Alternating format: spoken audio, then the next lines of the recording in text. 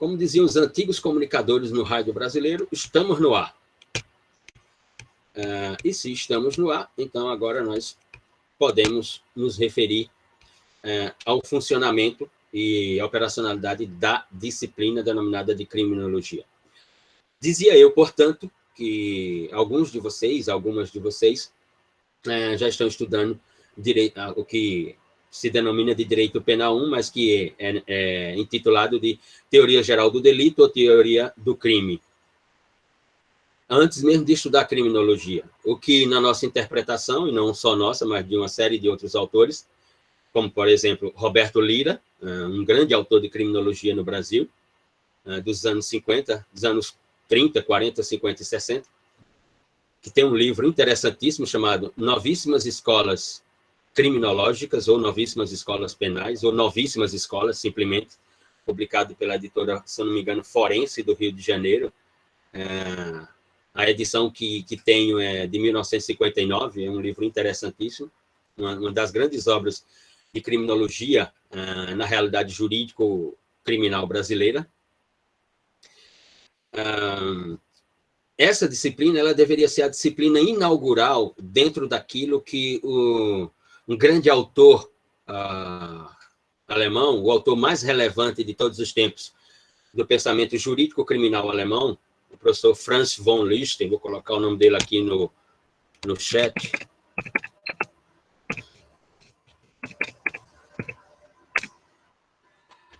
Quem tiver interesse pode fazer uma pesquisa pelo Google sobre Franz von Liszt e a escola da ilustração alemã. Não tem apenas um livro, tem uma série de livros.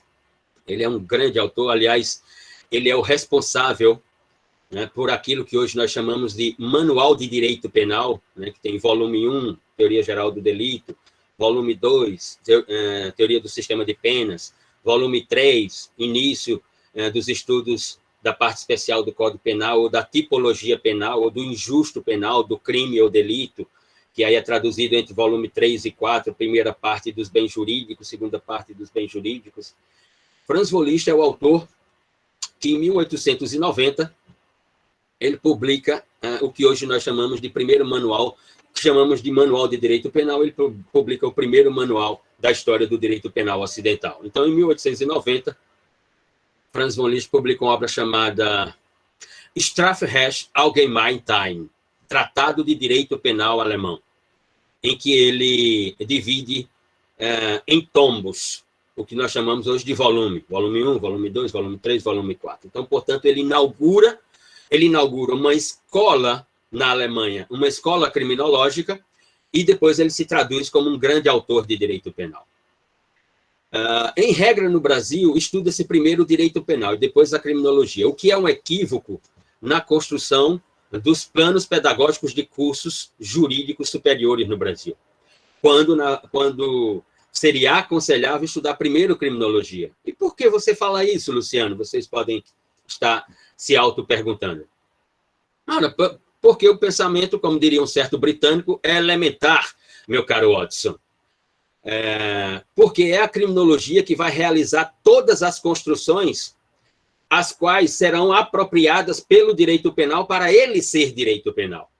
Se nós observarmos mais atentamente, a ideia do direito penal, ou o próprio direito penal como uma ciência, só pode ser apontado ou apontada como uma ciência, fundamentalmente como uma ciência vazia.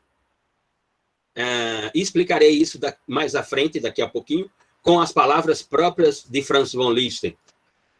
Por quê? Porque restou ao direito penal, única e exclusivamente, o processo de normativização daquilo que ele próprio será como direito penal. Ou seja, a estrutura do direito penal é uma estrutura dogmática, puramente normativa. Se não houver lei, não há direito penal. Mas sem lei, há criminologia. Então, obviamente, que quem constrói a ideia de quem é o sujeito ativo do delito, quem é o sujeito passivo do delito, quem constrói a ideia de qual bem jurídico a ser tutelado, ou seja, o que é que pode ser interpretado no campo das condutas, dos comportamentos e das ações delituosas, injustas, criminógenas, quem aponta o que é relevante e o que não é relevante é a criminologia, ou seja, é a criminologia que diz que a vida é um bem jurídico relevante, que a sexualidade é outro, que a integridade física é outra, que a honra é outro. É, portanto, a criminologia que constrói toda uma estrutura sistêmica a qual o direito penal vai se apropriar para se autoconstruir como ciência normativa, como ciência dogmática. O direito penal não cria absolutamente nada. É tudo criação da criminologia. Então, a pergunta é elementar. Se é a criminologia que inventa, se é a criminologia que cria toda uma estrutura sistêmica apropriada pelo direito penal, por que é que no Brasil se estuda primeiro direito penal e depois criminologia? Como se o direito penal fosse uma ciência central e a criminologia fosse uma ciência periférica, quando é o contrário, do ponto de vista de complexidade, profundidade, do ponto de vista de relevância científica, etc, etc. Então, aqui o primeiro ponto, e como dizia Tobias Barreto, esse ponto é capital, deveria haver uma inversão nos programas dos cursos jurídicos superiores no Brasil. A disciplina criminologia, ela não é nem uma disciplina autônoma na maior parte dos programas, como esse aqui, por exemplo. Ela é uma disciplina optativa, ela não é uma disciplina obrigatória, ela não está na grade principal do curso jurídico do Centro de Ciência Jurídica da Universidade Estadual da Paraíba. Nesse sentido. Ora, mas e no Brasil? E por que isso no Brasil? A primeira obra criminológica, a primeira obra de estrutura, de construção, de formulação, de elaboração criminológica no Brasil, ela é de 1878, que vocês podem encontrar facilmente aí no Google, é só escrever no Google e vão encontrar.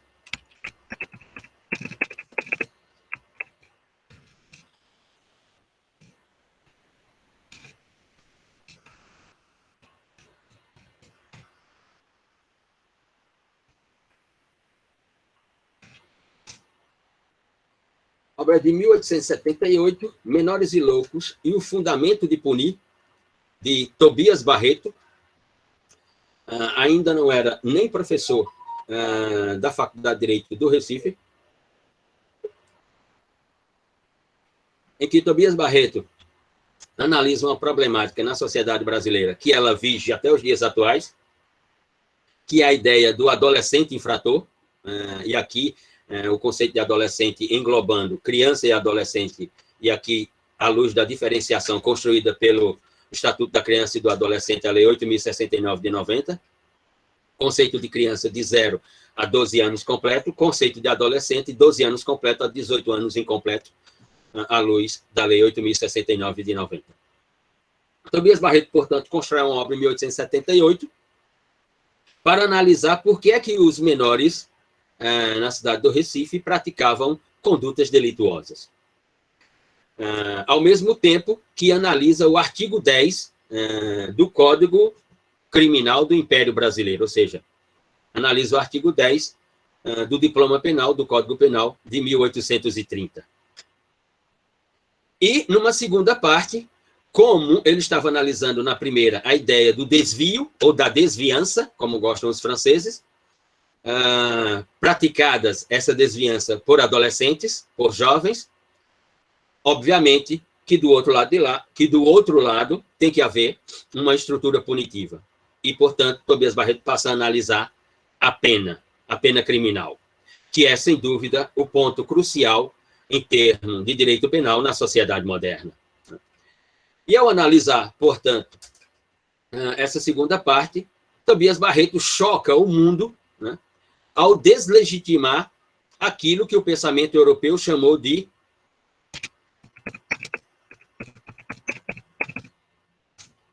ius puniendi. O mundo que eu digo, o mundo moderno, ou seja, com o recorte da sociedade moderna, a partir de Beccaria, com a sua obra Dei delitti e delle pene, ou dos delitos e das penas, o mundo moderno, e aqui o mundo moderno que nos definimos é o mundo europeu, não tem outro até então nesse recorte, né? Eu estou falando de 1764, o mundo moderno inventa não é que inventa exatamente como uma criação, mas traz para o centro do sistema a pena privativa de liberdade como a principal pena do direito penal moderno ou do direito penal iluminista, clássico, liberal da sociedade moderna. Tobias Barreto, ao analisar esse ius puniendi, essa pena privativa de liberdade, porque Beccaria havia feito uma espécie de purificação do sistema punitivo ou da punibilidade na sociedade moderna, ele havia afastado a pena de maus tratos, né? Ele havia afastado as penas cruéis, ele havia afastado a pena capital, né? Ele havia afastado a pena de banimento, né? Que é inclusive a pena de banimento que, de certa parte, ela dá origem à sociedade brasileira. E não sou eu que estou falando isso, mas a antropologia, os estudos antropológicos. Afinal de contas, muitos portugueses que vieram para o Brasil vieram porque foram submetidos a uma prolação de sentença penal condenatória, né, em que a pena era a de banimento, não poder mais colocar os pés em terras portuguesas na Europa.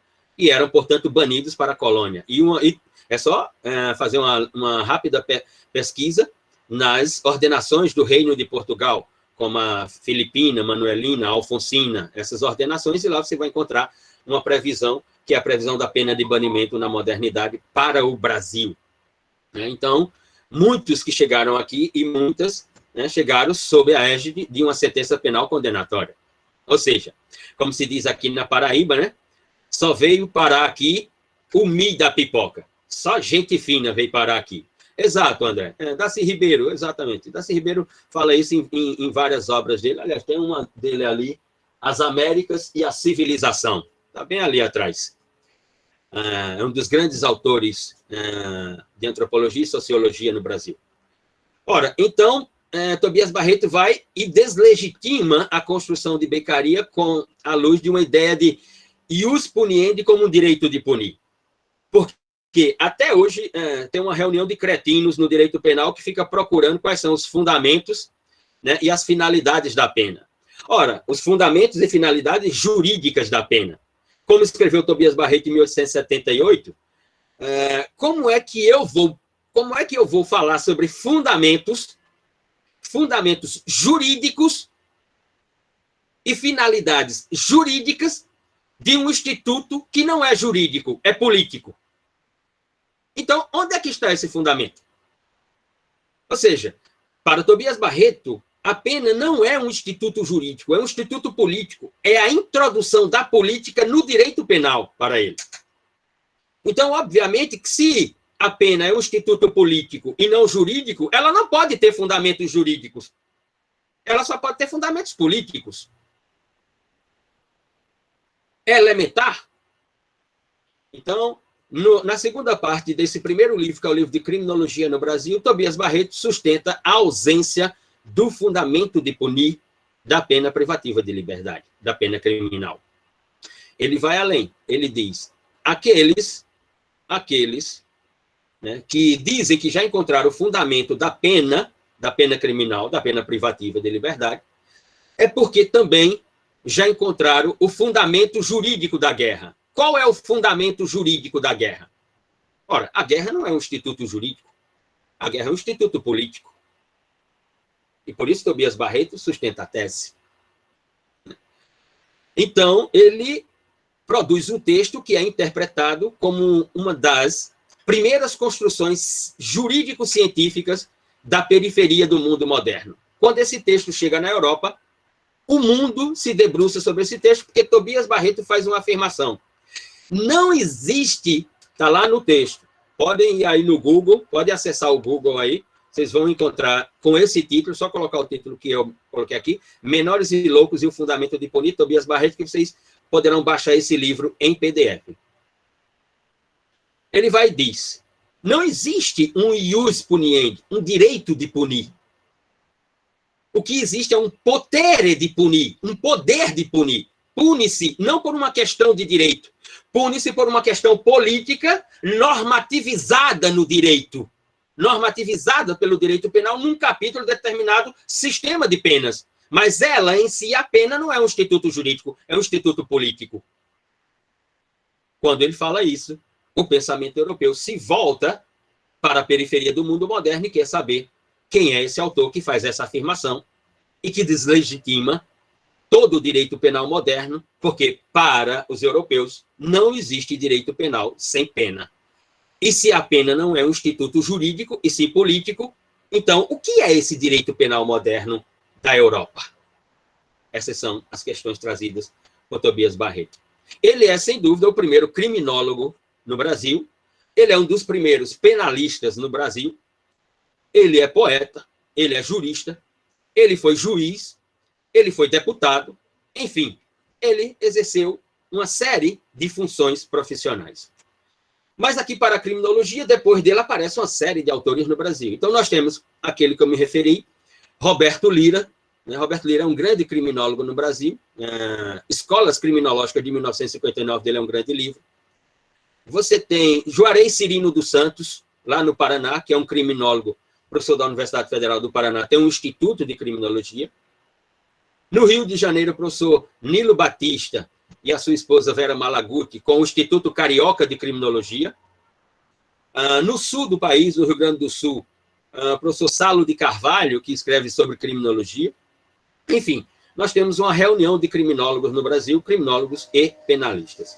Então, esse é um ponto relevante que eu gostaria de me referir, que é a ideia de que a criminologia deveria ser lecionada antes de se lecionar direito penal. Porque é preciso vocês tomarem conhecimento das construções criminológicas, saberem por que elas aconteceram, por que elas acontecem e por que o direito penal se apropria delas para ser direito penal. É nesse sentido.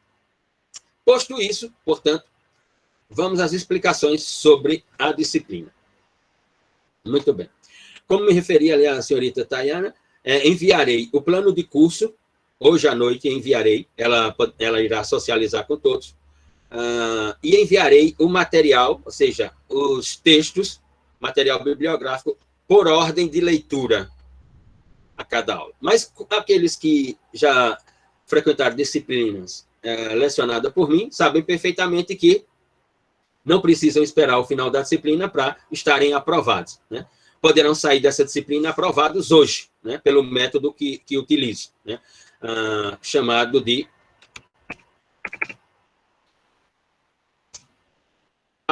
processo avaliativo acumulativo contínuo. Ou seja, no que é que consiste esse processo? Assim como vocês avaliam os professores, e devem fazê-lo muito bem, nós também avaliamos. Gente, quem não for da turma, que eu não tenho como entrar em contato, fala comigo. Perfeito.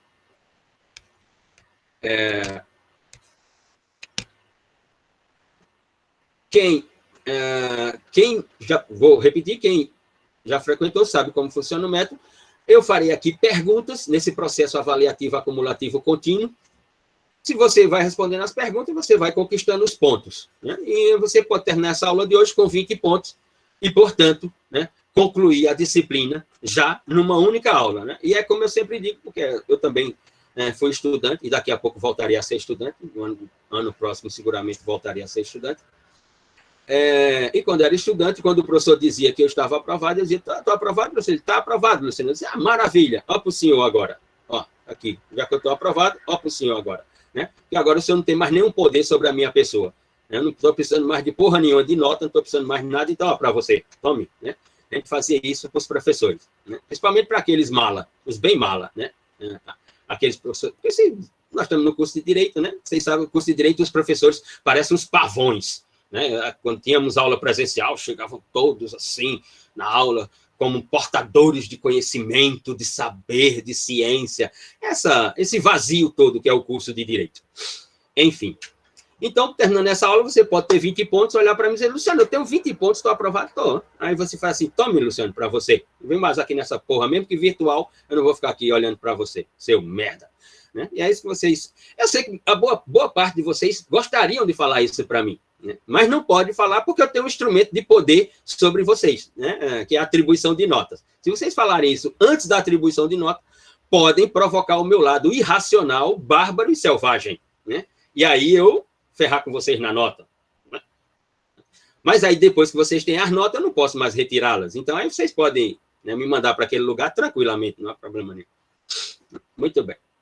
Então, o processo é avaliativo, acumulativo, contínuo. Eu vou pedir uma gentileza, assim, procurem participar, procurem fazer o maior número de perguntas possíveis. Na hora de fazer pergunta, olha, se quiser abrir a câmera, abra a câmera, mantenha o microfone fechado. Quando quiserem se manifestar, abra o microfone, abra a câmera. Luciano, eu tenho uma pergunta, eu tenho duas perguntas, enfim. Mas não vamos fazer dessas aulas remotas uma sessão do Centro Espírita, né? De eu ficar perguntando, fulano, você está aqui? Fulano está aqui? Faça contato conosco, babá, aquela coisa toda. Né? Participe, né? Enfim, vocês sabem do que eu estou falando. Muito bem. Nós teremos duas avaliações. As avaliações serão orais, né? Porque estudante de direito tem que saber falar e escrever. São duas funções fundamentais para um estudante de direito. Estudante de direito que não sabe abrir a boca para organizar um discurso, e esse discurso tem uma única função e finalidade, é persuadir. Todo discurso jurídico tem como função e finalidade a persuasão, não tem outro objetivo, é persuadir quem vai decidir, é persuadir quem está ouvindo, é persuadir quem está lendo o texto, para o quê? Para que o direito venha para você e não vá para outra parte. Porque o direito é de uma estrutura binária. Ou o direito vem para você, ou o direito vai para outra parte. Né? E decidido sempre por alguém. Não há... É verdade, você pode dizer, os modelos de justiça de conciliação, arbitragem, mediação, bababá. Aquilo é outra fuleiragem. Aquilo é outra fuleiragem. Não é direito, aquilo é qualquer outra coisa. Direito tem outro sentido. Muito bem. Ora, então, nós teremos as avaliações. Vocês precisam, ao entrar numa sala de audiência, quando forem profissionais, se for advogado de defesa, né? Ou se estiver também como advogado de defesa ao chegar numa delegacia porque seu cliente foi autuado, etc. e tal, ou como qualquer outro profissional de direito, ao abrir a boca, tem que saber formular um discurso. E não tenha dúvida sobre isso. Mesmo como estudante, será de você já exigido isso. Não tenha dúvida que toda vez, se alguém souber que você é estudante de direito, quando você abrir a boca, essa pessoa vai estar lhe observando com a ideia de julgamento. Será que essa figura que é estudante de direito sabe realmente o que é direito? Sabe realmente o que estuda? Essa fenomenologia chamada direito? Os primeiros serão os seus vizinhos. Quando você chegar em casa, voltando da universidade, quando voltarmos a ter aula presencial, lá em 2049.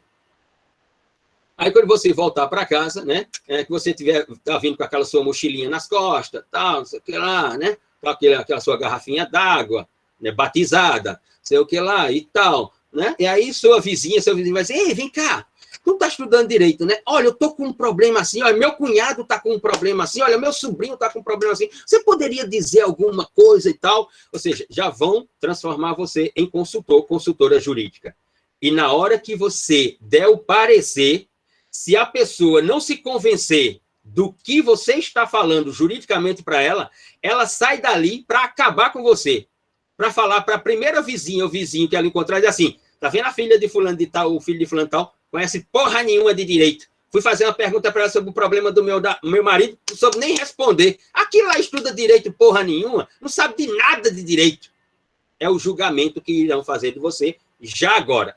Imagine quando você for um profissional, uma profissional do mundo do direito. Os olhos estarão sobre você. E não serão solidários com você, não serão benevolentes com você, serão julgadores das suas palavras. Portanto, reputo que um estudante de direito tem que saber falar, tem que saber organizar um discurso para trazer o direito para si. Então, as avaliações serão orais, tanto a primeira quanto a segunda. Com relação às datas, aí depois a gente convenciona, vocês se reúnem aí, podem me dizer, e vamos seguindo o conteúdo, né, o conteúdo programado para essa disciplina, e vamos em frente. Perguntas?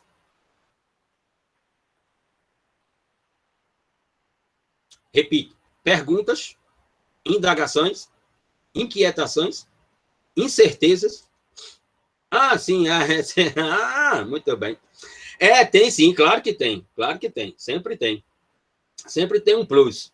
Para além dos 20 pontos, né? Se me persuadir, ainda atribuo um prêmio. Ainda atribuo um prêmio, sem dúvida alguma, senhorita Helena. Tem, sim. Todas elas têm. Muito bem. Lembrando que, na minha exposição, podem me interromper a qualquer momento. Pode abrir o microfone, abrir a câmera, dizer, Luciano, tem uma pergunta, tenho duas, tenho dúvida, tenho inquietações, tenho não sei o que lá. Só faço uma sugestão para todas e todos. Não trabalhem com a ideia da certeza. A certeza não vai lhe levar a lugar algum. A certeza vai lhe estacionar. A certeza vai transformar você um ser humano imóvel, plantado. Busque as incertezas, busque a inquietação, busque a dúvida. Ela lhe moverá, ela lhe levará a outras fronteiras. Com a dúvida você caminha, com a certeza você se estaciona. Com a dúvida você se movimenta. Com a dúvida você expande a sua cognição. Você expande, organiza a sua linguagem. A dúvida é o combustível da sua produção, do saber e do conhecimento. A certeza não lhe levará a lugar algum. Ela deixará você no lugar onde você encontra, que é ela própria, o lugar da certeza. Já a dúvida, a incerteza, lhe levará a outros lugares. Então, formule perguntas, dúvidas, invente, como dizia Albert Einstein.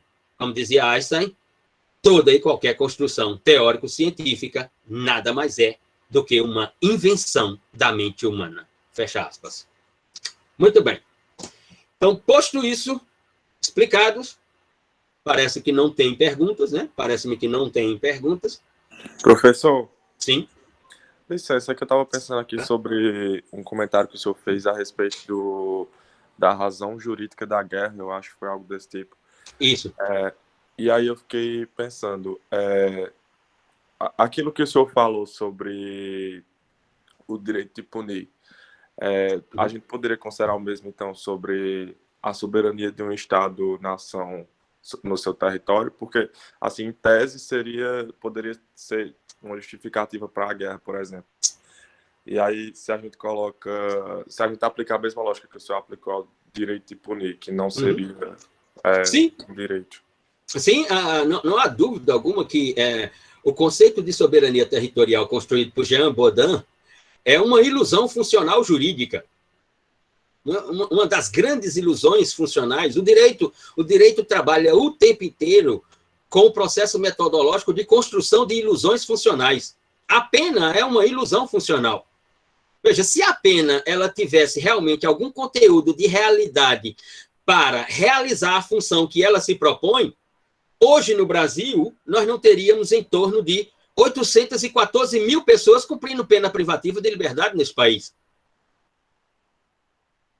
Eu vou dar só um exemplo. Em 1995, eu entrei na Faculdade de Direito em 1994, saí em 1992, entrei no mestrado em 2000, saí no final de 2002, entrei no doutorado em 2003, saí em 2007, depois fiz um pós-doutorado entre 2013 e 2015, e o ano que vem voltaria a estudar novamente.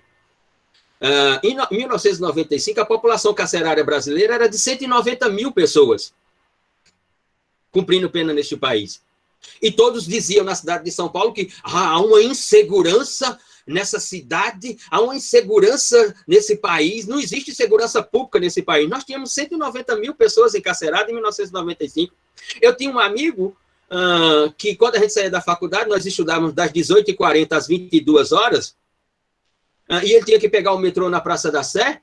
Ele tinha um medo enorme de sair do Largo São Francisco para chegar na Praça da Sé, que são 150 metros, 200 metros, talvez, na rua Benjamin Constant, de um lado do Largo São Francisco, saindo na Praça da Sé para pegar o metrô, porque era 10 horas da noite, eu vou ser assaltado, eu vou ser, sei lá, agredido, Luciano, vão levar minhas coisas, não sei o que e tal, não sei o que lá.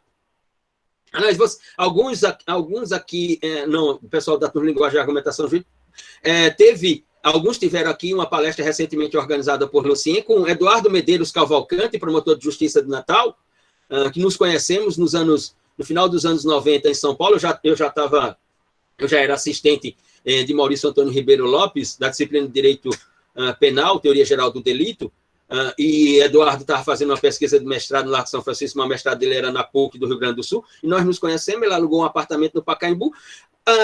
Eu dizia, ei, para a gente ir para o Pacaembu, que eu estou vindo de táxi, eu disse, não, tem um metrô, pô, a gente pega o metrô aqui na Sé, faz baldoação lá no Paraíso, pega o metrô na Paulista, vai sair lá nas clínicas. Qual é a rua que tu mora no Pacaembu? Aluguei um apartamento assim, acho que dá para descer a pé, uns 300 metros.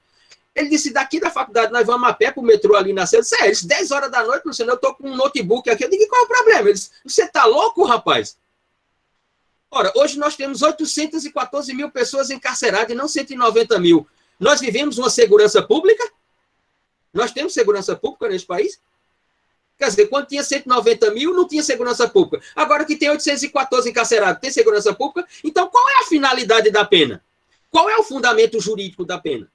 Aquela ideia de Jean Baudin da soberania é mais uma ilusão funcional do direito. Porque a soberania é fundamentalmente um conceito político e não jurídico. Sabe o que é soberania? E soberania não é jurídica, é soberania do ponto de vista do que é soberania. Era o que Maurício Antônio Ribeiro Lopes lecionava nos anos 90 no Largo São Francisco. Quando chegávamos nas partes denominadas de estruturas constitucionais do direito penal, e que um amigo meu, hoje, grande advogado em São Paulo, Adalto Couvre Mendonça, levantava a mão e dizia, professor, mas lá na disciplina de Direito Constitucional com o professor Manuel Gonçalves Ferreira Filho, professor Maneco, tal, ele está falando sobre o princípio da soberania e tal. Maurício dizia assim, meu querido, soberania, eu vou lhe dizer o que é soberania. Soberania é cair um alfinete na Amazônia e eu, em Washington, no Pentágono, saber que caiu um alfinete na Amazônia e em que ponto da Amazônia caiu esse alfinete. Isso é soberania. Como hoje nós estamos vivendo. Por exemplo, isso aqui que nós estamos vivendo, tecnologia da informação. Fomos nós que criamos isso aqui? Algum mecanismo de tecnologia da informação foi criado no Brasil? Não. Nós vivemos um colonialismo tecnológico. Nós estamos sendo colonizados tecnologicamente, porque todas essas ferramentas são criadas por países exteriores. A maior parte delas criada pelos americanos, que colonizaram o planeta tecnologicamente falando. Isso é soberania. E não tem nada a ver com jurídico, tem a ver com político e econômico, como dizia Maurício Ribeiro Lopes. Quando eu tenho interesses políticos e econômicos estratégicos, eu invento a soberania. A União Europeia, os países que fazem parte da União Europeia, é o quê? Se não é uma estratégia política para evitar a guerra, se não é uma estratégia política para evitar a guerra entre os europeus próprios mesmo, entre a Alemanha contra todos, que em regra se deu assim nas duas vezes, né? E, obviamente, para construir um mercado consumidor econômico para o quê? Para competir com a economia americana e a economia chinesa. E aí inventa-se, portanto, o direito comunitário da União Europeia através das diretrizes comunitárias. Ora, é uma ilusão funcional. É política e economia, tem nada a ver com jurídico. Agora, obviamente, como o paradigma da modernidade ele é jurídico, do ponto de vista da organização, o direito é convocado para exercer essa função ilusória, fundamentalmente, nesse sentido, Pedro. Então, vamos lá, para o conteúdo. Conteúdo dessa disciplina, portanto, nós vamos tratar aqui sobre, primeiramente, uma memória da criminologia, em que nós vamos de sociologia criminal para, portanto, a ideia de criminologia e depois para chegarmos até um segundo momento que eu vou chamar de memória da criminologia 2. Memória da criminologia 1 é a ideia do nascimento da sociologia criminal, como ela se desenvolve. Depois, todas as construções envolvendo sociologia criminal e criminologia, sociologia criminal, criminologia e direito penal, envolvendo, portanto, as estruturas iniciais de um pensamento sociológico criminal e criminológico puro, e depois a estrutura normativa dogmática do direito penal. Isso em sociologia, isso em criminologia 1, memória da criminologia 1. Em memória da criminologia 2, numa segunda fase da disciplina, nós veremos aqui o que alguns autores escandinavos chamam de designs use, ou seja, designs do direito, que nós vamos aplicar aqui numa metodologia de transportação, para a ideia da criminologia. Então, nós vamos tratar aqui de designs da criminologia, como, por exemplo, a relação criminologia e direito penal à luz de uma série de pensamentos, como, por exemplo, a ideia americana, né, do fim do Estado Social americano no início dos anos 80, ou seja, o esgotamento do modelo keynesiano, modelo econômico, social, o esgotamento do modelo keynesiano na política e economia americanas, que deu origem à ascensão ao pensamento liberal e neoliberal da economia e da política americanas, que vai contaminar a construção sociológica criminal e a construção criminológica e, obviamente, do direito penal. Quando, em 1982, e esse é o marco, em 1982, os Estados Unidos da América do Norte abandonam a ideia de Estado social, que é aquela ideia europeia de organização da sociedade do Estado, ou da organização da sociedade pelo Estado, por uma política denominada de Estado social. Quando os americanos abandonam essa ideia, por entender que havia um esgotamento do pensamento de Keynes, né, conhecido como pensamento keynesiano, do segundo pós-guerra, e admitem, portanto, que a sua sociologia criminal e a sua criminologia passarão a ser construídas por um pensamento político-liberal de estrutura econômica.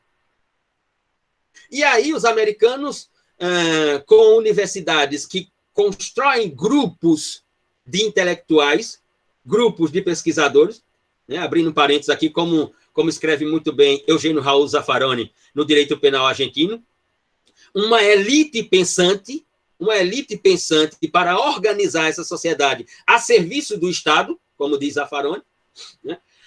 O pensamento americano em escolas como a Universidade de Indiana, a Universidade de Illinois, a Universidade de Chicago, principalmente essas três, mas outras universidades, né, através de um grupo de intelectuais, passam a repensar a função e a finalidade da sociologia criminal, da criminologia e do direito penal americanos. E aí nascem movimentos como Law and Order, movimentos como tolerância zero, políticas de encarceramento, tanto que os americanos têm hoje, né, a maior população carcerária do planeta, né, e não tem 30% da população que a China tem, por exemplo.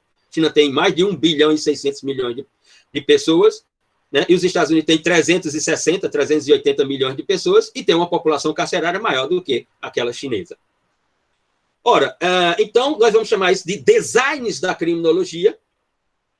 Vamos passar aqui por uma criação da criminologia, que ela é, sem dúvida, uma das estéticas da criminologia mais emblemáticas a partir da segunda metade do século XX, que é a invenção tipológica, a invenção criminalizadora, a invenção do delito, denominado de organização criminosa. E aqui nós vamos dividir esse design da criminologia nos 3 modelos existentes de organização criminosa. Organização criminosa nacional, organização criminosa com ramificações transnacionais, que existem, como, por exemplo, aqui no Brasil e em outros países, e a terceira delas, que só existe na realidade jurídico-criminal italiana, que é a organização criminosa do tipo mafioso. Por quê? Porque a Itália é o único país do mundo que tem uma previsão normativa construída lá na criminologia, uma previsão normativa denominada de associação com a máfia. Explicaria essa palavra etimologicamente, o que significa máfia, né? Que não é uma palavra latina, que não é uma palavra do idioma italiano, não é uma palavra do dialeto siciliano, não é uma palavra da língua latina, mas é uma palavra árabe que nasce na Península Ibérica, ou que aparece na Península Ibérica, na região da Sicília, e ela vai se transformando conforme o idioma. Do árabe, ela passa para o dialeto siciliano, e do dialeto siciliano ela passa para o italiano, e hoje nós conhecemos como máfia. Ela tem uma memória, ela tem um sentido, ela tem um significado. E nós veremos como isso acontece. Na estrutura trialista da palavra. organização criminosa nacional, organização criminosa transnacional, organização criminosa do tipo mafioso. Esse é um outro design da criminologia. Veremos aqui a ideia ainda, porque desde 1878, com Tobias Barreto, a hoje ainda é um problema, a questão das infrações praticadas pelo adolescente. Ou seja, aquilo que minha amiga Esposato, professora da Universidade Federal de Sergipe, mas também já foi professora da Universidade Federal da Bahia, da UFBA, tem um livro de direito penal chamado Criminalidade Juvenil, e que quando a gente conversa ou debate ou nos encontrarmos nos congressos, eu sempre falava, mude o título do livro, Esposato. Por que, Luciano? Como é que tu tem um livro chamado Criminalidade Juvenil, se quem é juvenil não pratica crime, porque não tem imputabilidade penal? Ora, quem tem menos de 18 anos está submetido à Lei 8.069 de 90 e não ao Código Penal 2848 de 1940, ao decreto de 1940. Então, não existe um direito penal juvenil, não existe criminalidade juvenil. O título dela é Direito Penal Juvenil. Isso não mude, né? Mas ainda é reputado como um problema social, digamos assim, né? Trataremos aqui sobre uma das grandes problemáticas como design da criminologia, e sem dúvida alguma é um drama nacional, né? E um flagelo universal, que é a violência de gênero, a violência doméstica, a violência contra a mulher, a violência contra a menor, né? Ou seja, esse paradigma que sempre existiu nas teorias da sociedade, mas que só a partir da ideia da constitucionalização de todos os direitos é que ele eclode na sociedade contemporânea, né? Por exemplo, no caso brasileiro, até 2002, não se falava de violência contra a mulher, não se falava de violência de gênero, não se falava de violência doméstica. Nós tínhamos o Código Civil de Cláudio Bevilacqua, de 1916.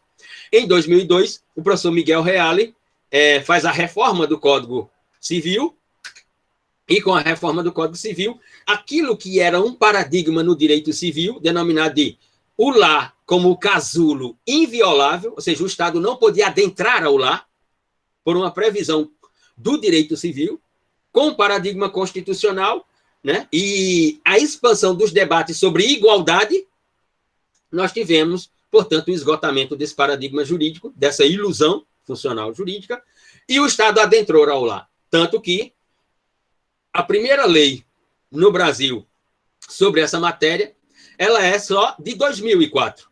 Estou me referindo aqui à Lei 10.882 de 2004, que cria o parágrafo 9º do artigo 129 da parte especial do Código Penal brasileiro. Ou seja, aquela lei, em 2004, traz a primeira previsão no direito penal brasileiro, sobre a criação de um tipo penal de lesão corporal dolosa doméstica. Ou seja, quando a violência contra a integridade física acontecia no lar, na residência, portanto, doméstica, né? Até 2004 não se falava nisso. Então, em 2004, nós temos a criação do parágrafo 9º do artigo 129, o tipo penal de lesão corporal dolosa doméstica. Em 2006, aparece a Lei 11.340 de 2006, conhecida popularmente por Lei Maria da Penha, né? E não vou explicar aqui porque a Lei Maria da Penha, o professor lá em Direito Penal pode explicar para vocês, mas vocês sabem muito bem por que é que se chama e qual é a história dessa senhora e o que ela passou na vida e o quanto ela teve que lutar para que o nome dela aparecesse numa lei, para que um cretino qualquer como aquele, né, não passasse para a história sem nenhuma observação do Estado acerca das suas ações, das suas condutas, dos seus comportamentos delituosos, né? Ou que até então não eram delituosos, porque não havia uma previsão legal, né? E que a ele, a punibilidade que o Poder Judiciário estabeleceu foi o pagamento de cestas básicas para uma mulher que ficou tetraplégica, né? E aqui eu não estou dizendo que a ideia de punibilidade vai resolver os problemas. Não estou aqui expressando um pensamento favorável a processos criminalizadores ou de punibilidade, mas eu só estou fazendo referência a essa ideia.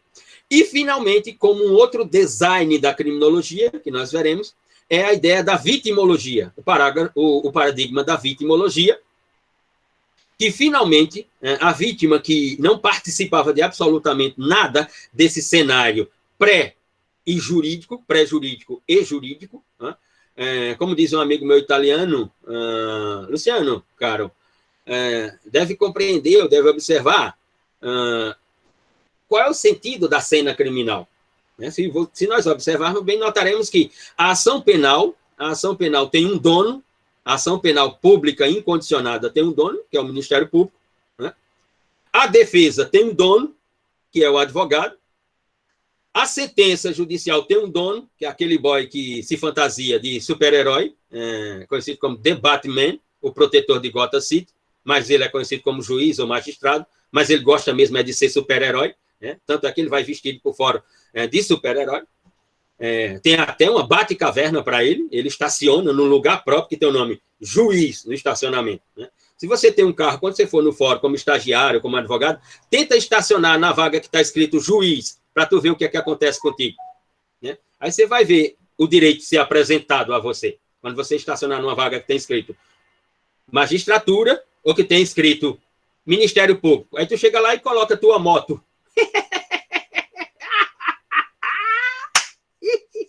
Ou coloca teu carro lá, para tu ver, 30 segundos depois, se não aparece alguém, diz, ei, tira essa porcaria daí. Mas são os mesmos personagens que lá dentro do fórum vão falar de igualdade. Vão falar sobre o artigo 5º da Constituição e que todos são iguais perante a lei. Ó aqui, todos são iguais perante a lei. A cabeça do meu dedo, que todos são iguais perante a lei. Mas vá se fuder. Iguais um caralho, porra. Vamos deixar de fuleiragem. Essa é outra ilusão funcional jurídica. Princípio da igualdade jurídica. La legge è uguale per tutti. La legge è uguale per tutti. La legge è uguale per tutti. Mas senta aqui. Vamos deixar de fuleiragem. Então, vamos falar sobre vitimologia, porque a vítima nunca teve espaço nessa cena jurídica. Mas vocês vão ter aí um Código de Processo Penal que provavelmente deve ser votado no início do ano que vem, que é o projeto de lei 8045/2010, pode anotar aí, pode baixar do Google aí o texto, PL 8045/2010, em que lá o legislador construiu um capítulo próprio para os direitos da vítima. Artigos 91 e 92 do projeto de lei 8045/2010. Lá estarão todos os direitos da vítima. Como é que é, Helena? Desculpe, não entendi. Pode explicar aí a frase, eles não são todo mundo. Não entendi. O que quer dizer com eles não são todo mundo? Ah, sim. Sim, você não é todo mundo, mas eu não estou generalizando, não, só estou constatando uma maioria dentro do judiciário. Não estou falando de todos. Aliás, eu tenho amigos e amigos juízes. Tenho amigos juízes que são pessoas extremamente dedicadas a observar o princípio da igualdade e tenho amigos juízes que são uns merda como juízes, né? Que acham que são realmente super-heróis. Ah, sim, sarcástico. É porque aqui, sem imagem, né? Sem as mímicas, sem nada, não dá para perceber quando acontece o sarcasmo, digamos assim. Bom, esse é o conteúdo. Já expliquei as formas de avaliação. Estamos no conteúdo. Volto a indagar. Perguntas? Indagações? Perguntas? Nenhuma pergunta?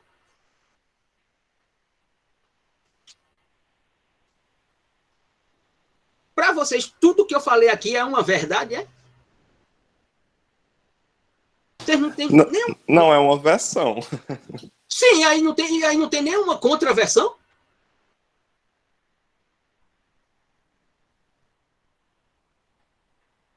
Tem nenhuma contraversão para dizer assim, Luciano, Luciano, como se diz aqui na Paraíba, né? Luciano, tá sem freio, é? Tá sem freio? Ei, devagar aqui, escuta.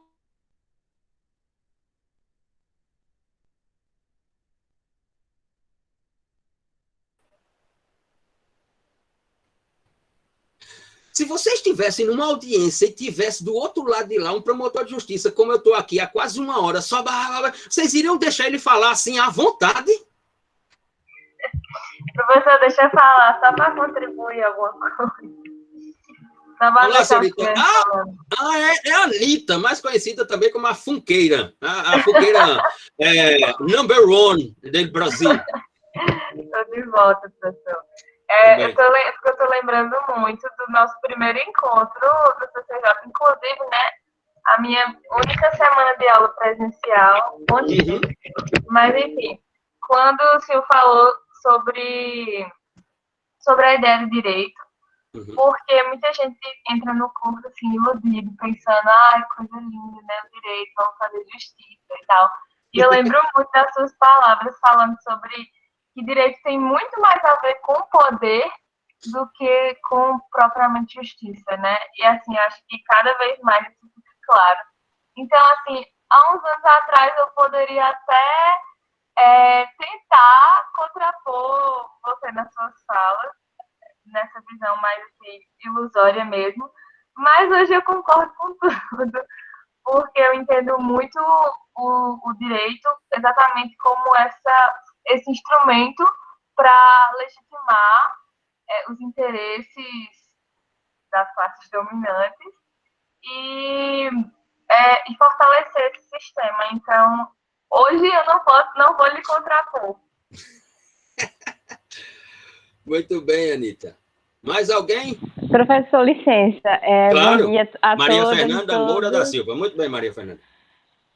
Em relação ao que o senhor falou sobre a pena, qual seria uma outra solução, vamos dizer assim, se a pena fosse retirada para resolver os problemas da sociedade? Ou esses problemas sumiriam, por exemplo, sem a punição dos indivíduos que cometessem, né? Você está aí com alguns... suas anotações são feitas em instrumento tecnológico, Maria Fernanda, ou ainda você utiliza caderno, como eu utilizo essas folhinhas assim? Caderno, professor, caderno. Então, pronto, então anota aí, você tem 2 pontos. Estou lhe atribuindo 2 pontos. Tá certo. Sua pergunta, Maria Fernanda, é a pergunta fundamental dessa segunda face da sociedade moderna. Porque a pena privativa de liberdade, ela está na primeira fase da aula, linguagem é tudo, né? Exatamente, daqui a pouco me refiro a essa fase de Tanhá. Não há um país no mundo, né, em que a pena privativa de liberdade tenha efetivamente cumprido a função para a qual ela é aplicada, ou para a qual ela está presente no sistema de justiça criminal, presente normativamente falando. Ou seja, não há nenhum país no mundo, não há um que diga assim, nós resolvemos o problema criminógeno, o problema de criminalidade na nossa sociedade com a pena privativa de liberdade. Não há nenhum. Nenhum país. Ora, então, se não há nenhum país do mundo, né, que tenha, pelo menos, minimizado os problemas de criminalidade com a pena privativa de liberdade, porque ela continua vigente no direito penal, porque ela é a principal pena do direito penal. Ora, sem dúvida alguma, Maria Fernanda, isso traduz o nosso esgotamento cognitivo e linguístico para a formulação de alternativas de punibilidade. Não há dúvida alguma. Em matéria penal, em matérias de sociologia criminal, de criminologia, de direito penal, processual penal e execução criminal, no que se refere à pena, que está no centro de tudo isso, é a tradução do esgotamento cognitivo e linguístico do mundo ocidental.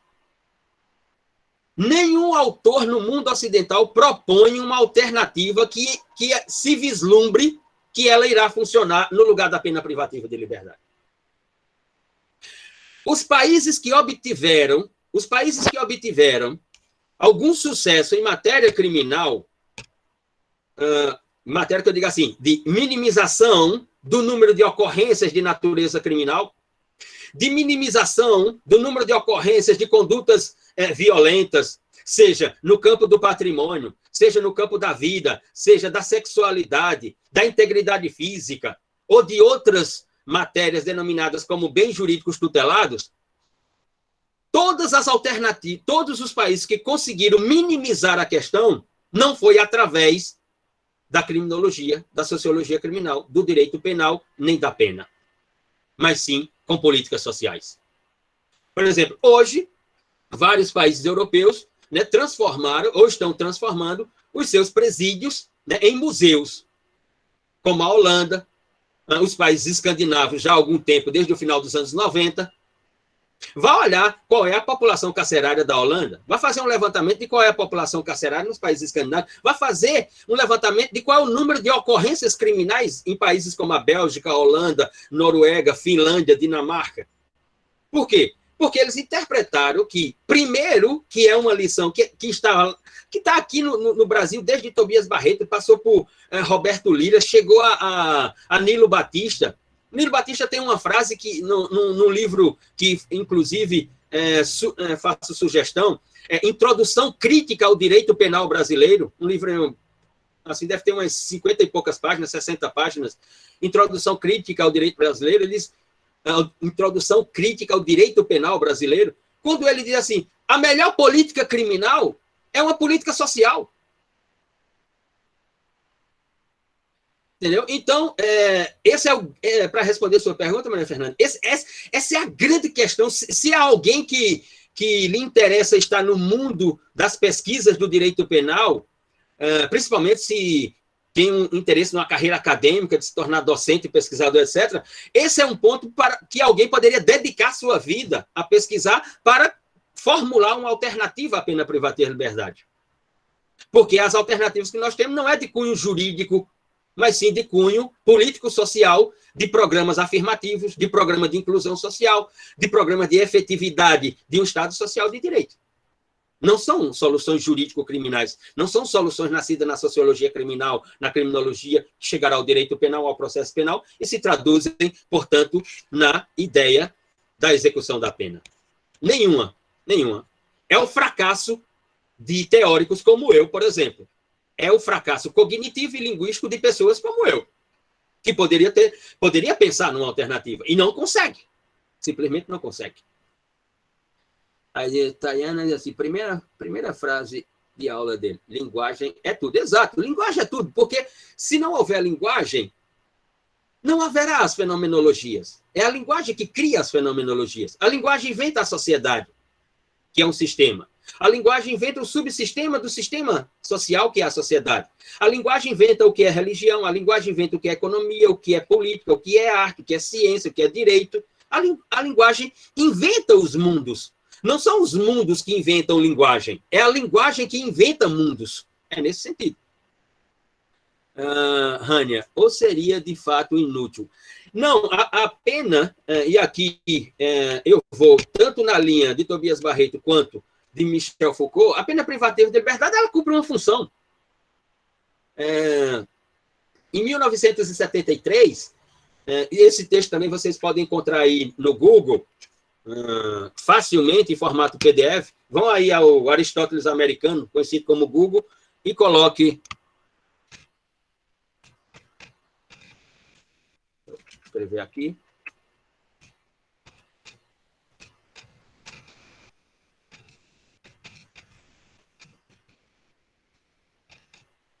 A verdade e as formas jurídicas.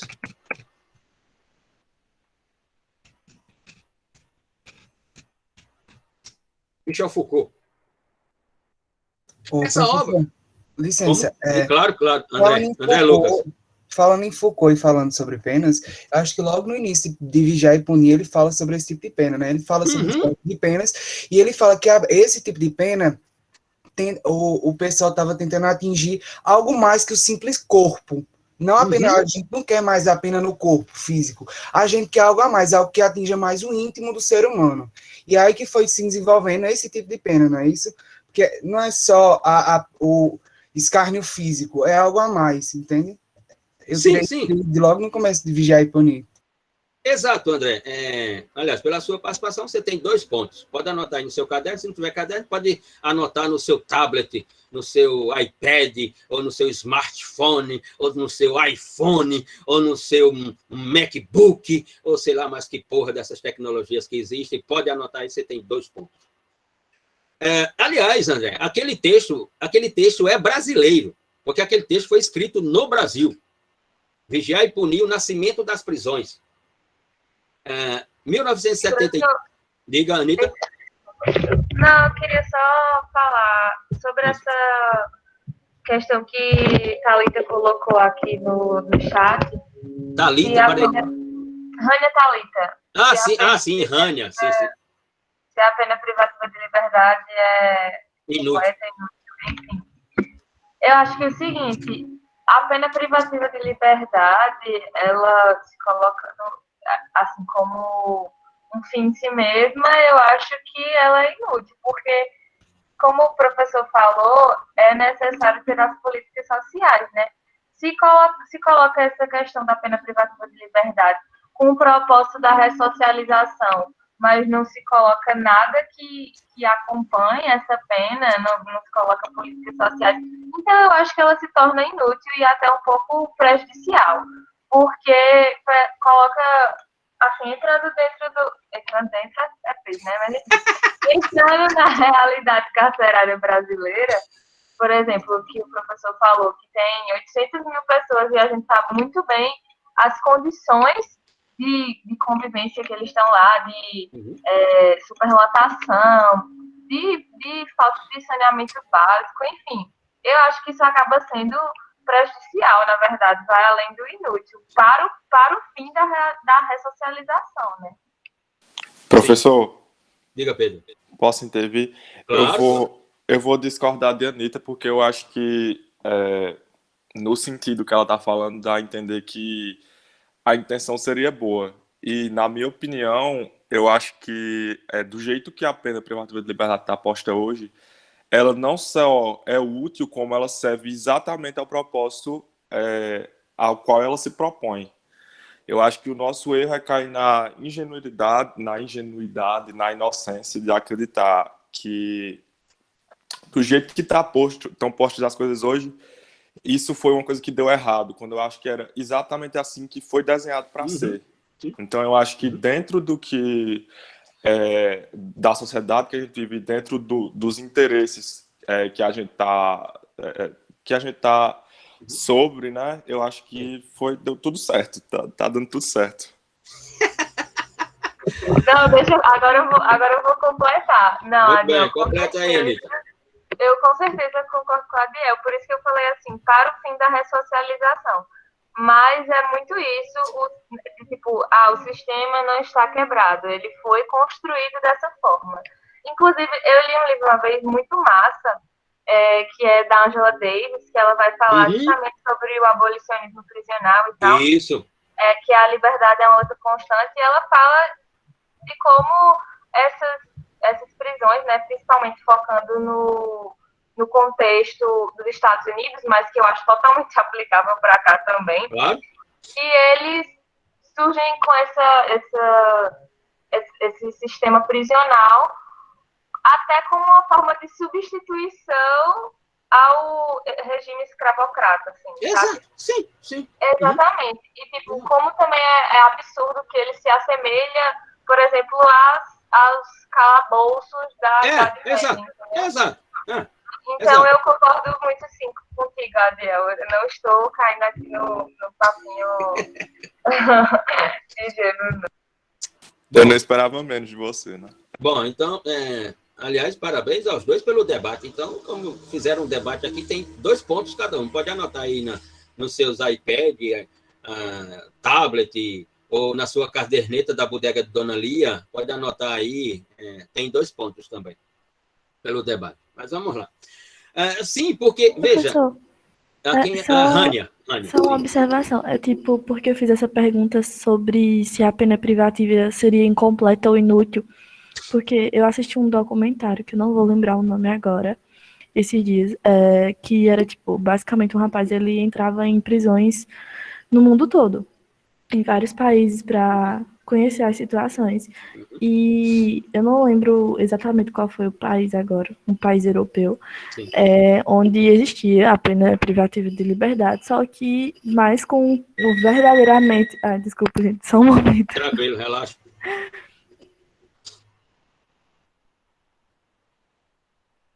As pessoas importantes são assim, toca o smartphone, no mínimo é a imprensa para consultar sobre algum assunto político. Eu acho que foi. Eu acho que foi em telefone. Acho que foi em campainha. Foi a campainha? A gente sempre recebe visita. É o vizinho pedindo café. Enfim, quando ela voltar, a Rania completa, pode ser. Veja, primeiro, se eu fosse estudante de direito hoje, a verdade, ano que vem voltaria a ser estudante de direito, mas se hoje eu fosse estudante de direito penal e o professor entrasse na sala para falar sobre ressocialização, eu iria dizer assim para o professor, vamos fazer uma experiência empírica. O senhor vai para o Serrotão e fica 24 horas preso. Depois o senhor sai, aí o senhor me fala sobre ressocialização.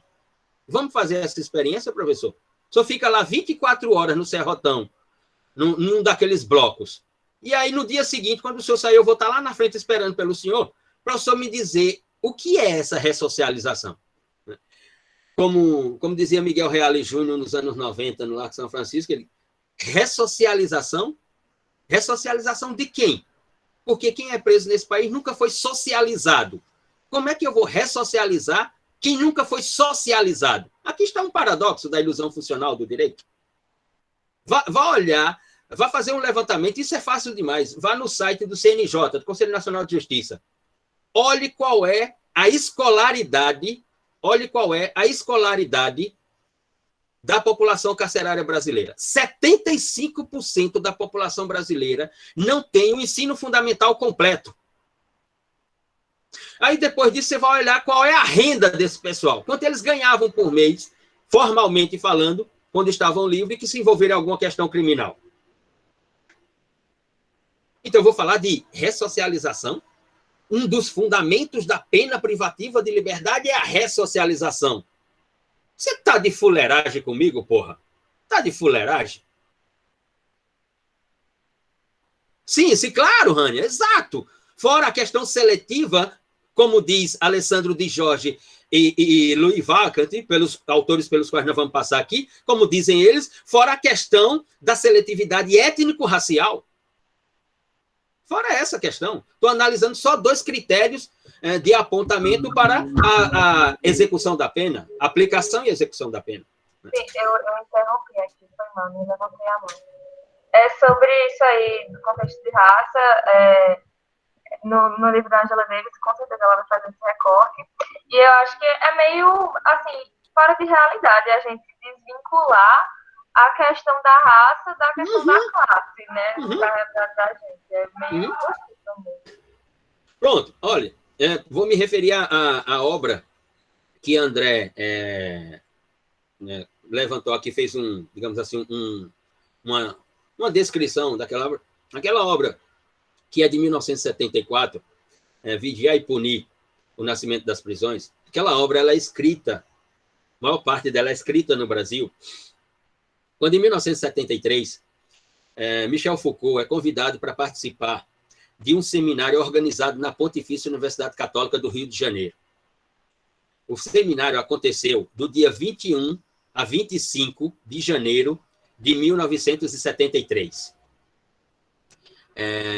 Tayana, ressocialização. Colocar todo mundo junto, com pensamentos parecidos, onde cabe 12 tem 50, e querer que saiam com um pensamento diferente. Quando sai, não tem nenhum. Como dizia Tobias Barreto, quando escreveu lá o fundamento do direito de punir, que ele diz o seguinte: a sociedade que quer que todos, né, ou se não todos, mas a maior parte ou uma parte vá para a prisão, a sociedade não participa do processo de recuperação dessas pessoas, como, por exemplo, a Igreja Católica participa. A Igreja tem uma pastoral carcerária. A Igreja tem teólogos, estudiosos que participam do mundo penitenciário brasileiro. Para Tobias Barreto, a Igreja tinha uma maior participação nessa ideia ilusória de ressocialização do que a própria sociedade. Porque a pena, quando você é condenado criminalmente, game over para você, meu camarada. Game over. Por quê? Dependendo da sua condição social, isso não sai mais de você. Nunca. mesmo que você cumpra a pena, mesmo que você tenha todo bom comportamento no cumprimento da pena, saia cumprindo todos os critérios de progressão, você foi condenado a um regime fechado, foi para o semiaberto, veio para o aberto, cumpriu tudo, usou tornozeleira eletrônica, tudo. Quando você entrar no supermercado, quando você entrar numa padaria, quando você passar numa rua, vai ter algum filho de um excremento humano, vai ter algum filho de um espermatozoide estragado que vai dizer, tá vendo aquele camarada ali, Nascimento? Foi condenado no ano tal, cumpriu 8 anos de pena. Isso não sairá de você nunca mais. Aparecerá sempre o filho de um espermatozoide estragado para lembrar isso.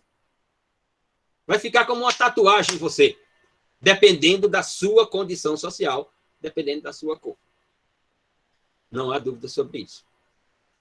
Em 1973, Foucault chega no Rio de Janeiro, dia 19 de janeiro, tal.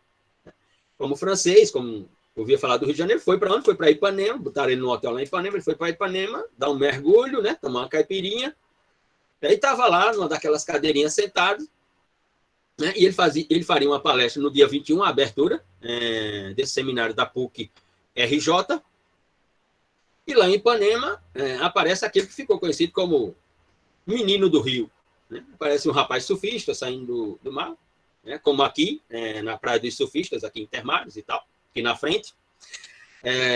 E Foucault era um afetivo, se apaixona pelo menino, né? E começa a conversar com o menino e tal. Ele vai para o Congresso e apresenta um texto inicial chamado A Verdade e as Formas Jurídicas. E procura a organização do seminário e diz, olha, eu estou escrevendo o texto, estou ampliando o texto e tal. Eu poderia fazer mais 4 conferências para vocês. O pessoal da igreja que está aí, que não é nada besta, né? Por isso que está aí há quase 2000 anos, pergunta para Foucault, sim, mas isso vai custar quanto? Foucault diz, não, vai custar nada não. Eu fico aí, faço as palestras, fico no hotel e pronto, tá beleza? O pessoal da igreja, opa, tá, mas claro que tá beleza. Foucault, né? Tudo pelo amor. Foucault estava apaixonado. E fez mais 4 conferências. E volta para a França, volta inclusive com um menino, né? Leva o garoto, tal, e vive com ele na França. E quando em 74 aparece Vigiar e Punir, o Nascimento das Prisões, que é a complementação daquelas 4 conferências do texto inicial denominado de A Verdade e as Formas Jurídicas. Aliás, esse texto, A Verdade e as Formas Jurídicas, todos nós temos que ler esse texto, porque esse texto é extraordinário. Esse texto é extraordinário. Quem tem algum iluminismo no direito ainda, ao ler esse texto, encerra com seu iluminismo. Não tem como. Não tem como. Foucault foi de uma competência, foi de uma capacidade de observação assustadoras, positivamente falando, nesse sentido. Muito bem. Então, vamos lá. Iniciemos, portanto, com o primeiro tópico, e que já estamos falando dele, que é a ideia da memória da criminologia 1, que envolve sociologia criminal e criminologia, em que os autores vão chamar de teorias sociológicas criminais da memória do direito penal. Vou iniciar aqui com uma obra literária, que é do realismo francês, já que estamos falando de Foucault. E essa obra traduz, obviamente, boa parte do discurso que estamos aqui construindo e, obviamente, debatendo, que é a obra Les Misérables, de Victor Hugo, em que Victor Hugo faz uma narrativa de uma situação política, social e jurídica da França, que era de uma instabilidade inequívoca. E coloca na cena principal, portanto, um personagem chamado Jean Valjean, que é um personagem que é autuado pela polícia francesa porque adentra a um panifício e furta um pão. E ao furtar o pão, é denunciado, é observado, né, e, portanto, autuado, e é condenado a 5 anos de prisão por causa do furto de alguns pães.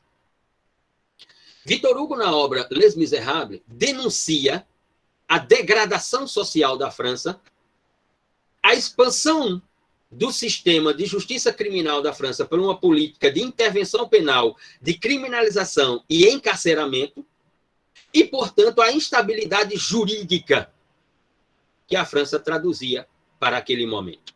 Professor? Diga, Pedro. Desculpa a interrupção, mas eu estava pensando exatamente nos Miseráveis, desde que essa aula começou. Uhum. E aí, inclusive, tem outra crítica nesse livro, que é de algo que o senhor tinha falado, que é sobre essa estigmatização do preso, né? Uhum. Que depois, mesmo depois, quando Jean Valjean sofre aquela redenção, se torna até meio que um prefeito da cidade, né? Sempre vai chegar um Javert depois para empurrar ele de volta na prisão ou para apontar ele como uma pessoa ruim. E o mais interessante para mim desse livro é que aquele homem que ficou conhecido na cidade inteira ao ponto de se tornar meio que um prefeito ali, ficou conhecido pela sua bondade, no momento em que ele é apontado como um ex-presidiário, toda a cidade vira as costas para ele. Para mim, esse é o ponto mais interessante do livro.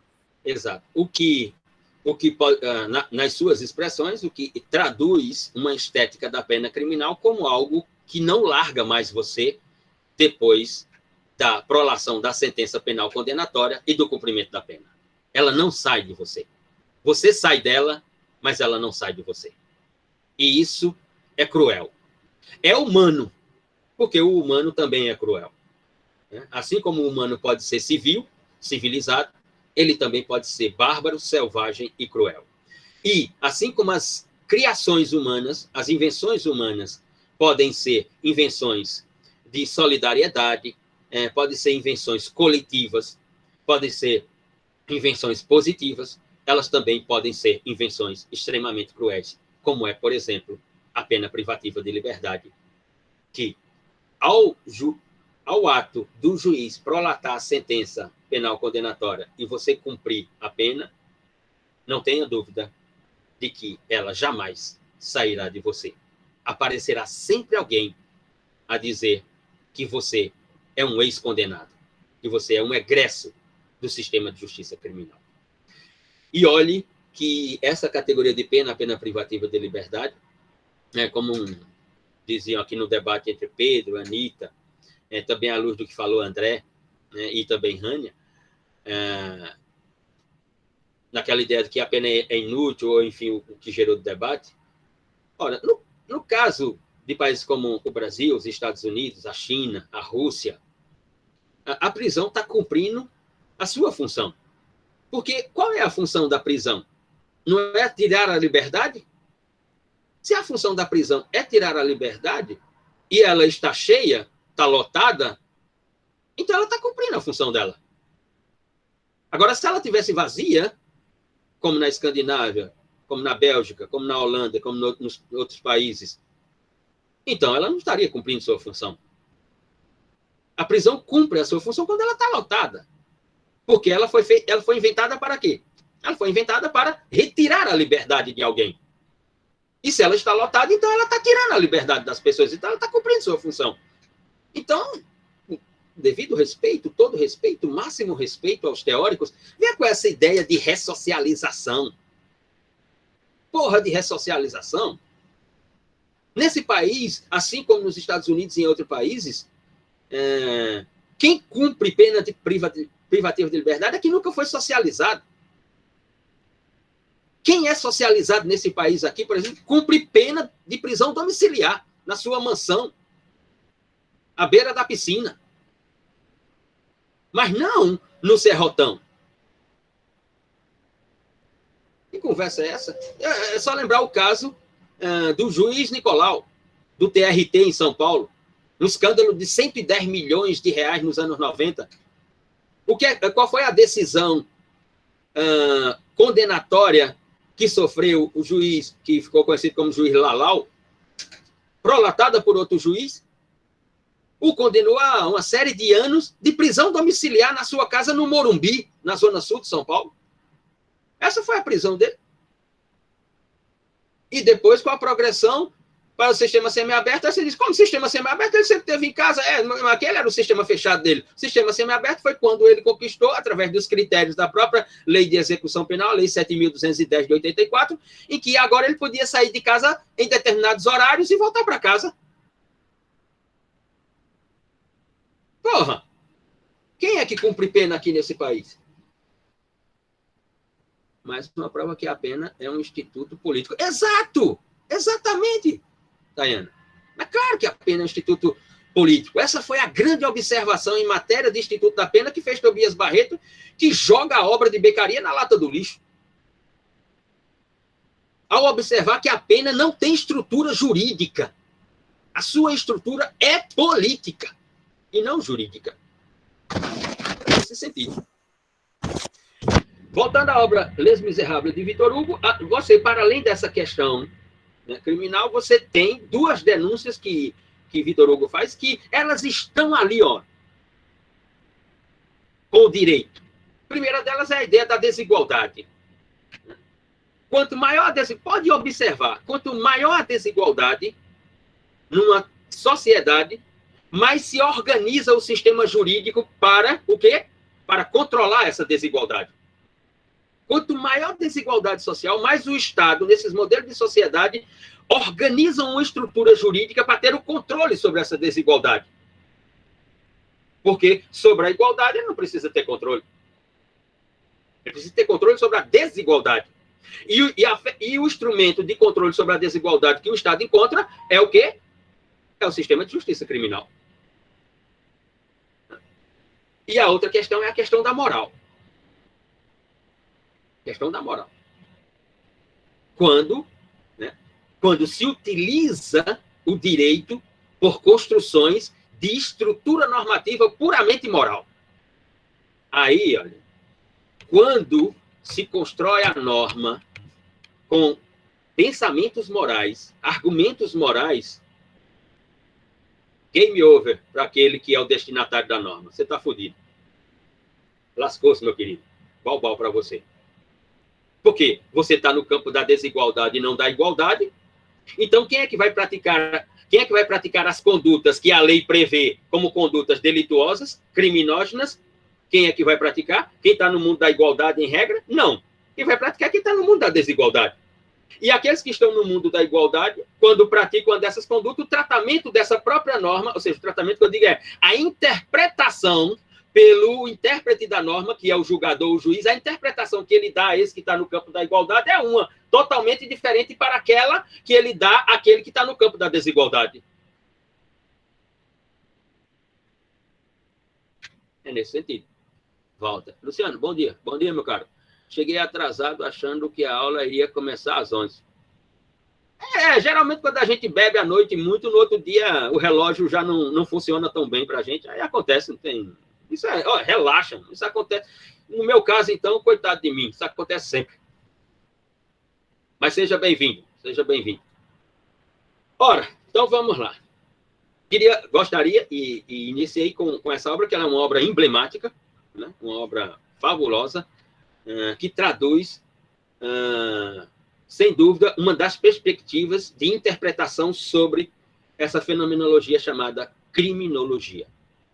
E como a disciplina é criminologia, essa expressão inventada por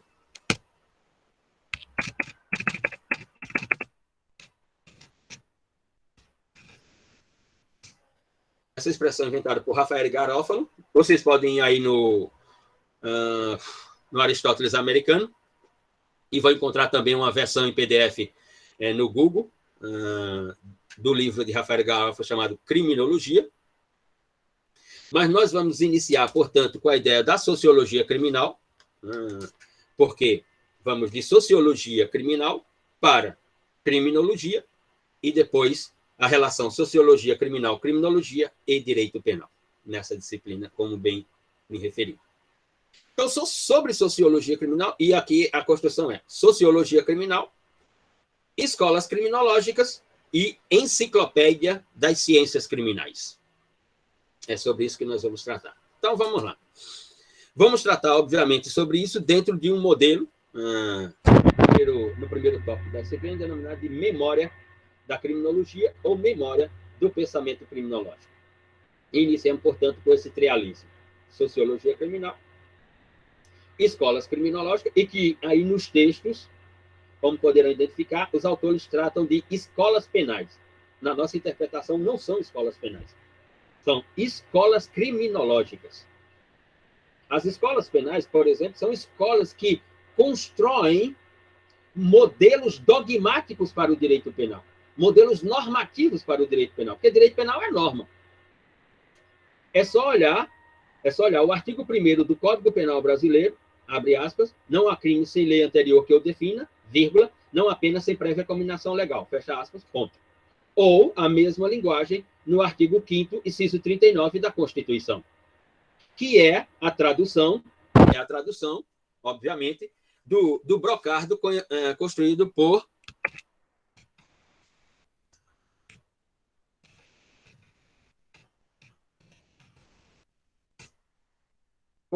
Anselmo von Feuerbach em 1716. Em 1716, para o Código Penal da Baviera, quando ele traz um brocardo latino,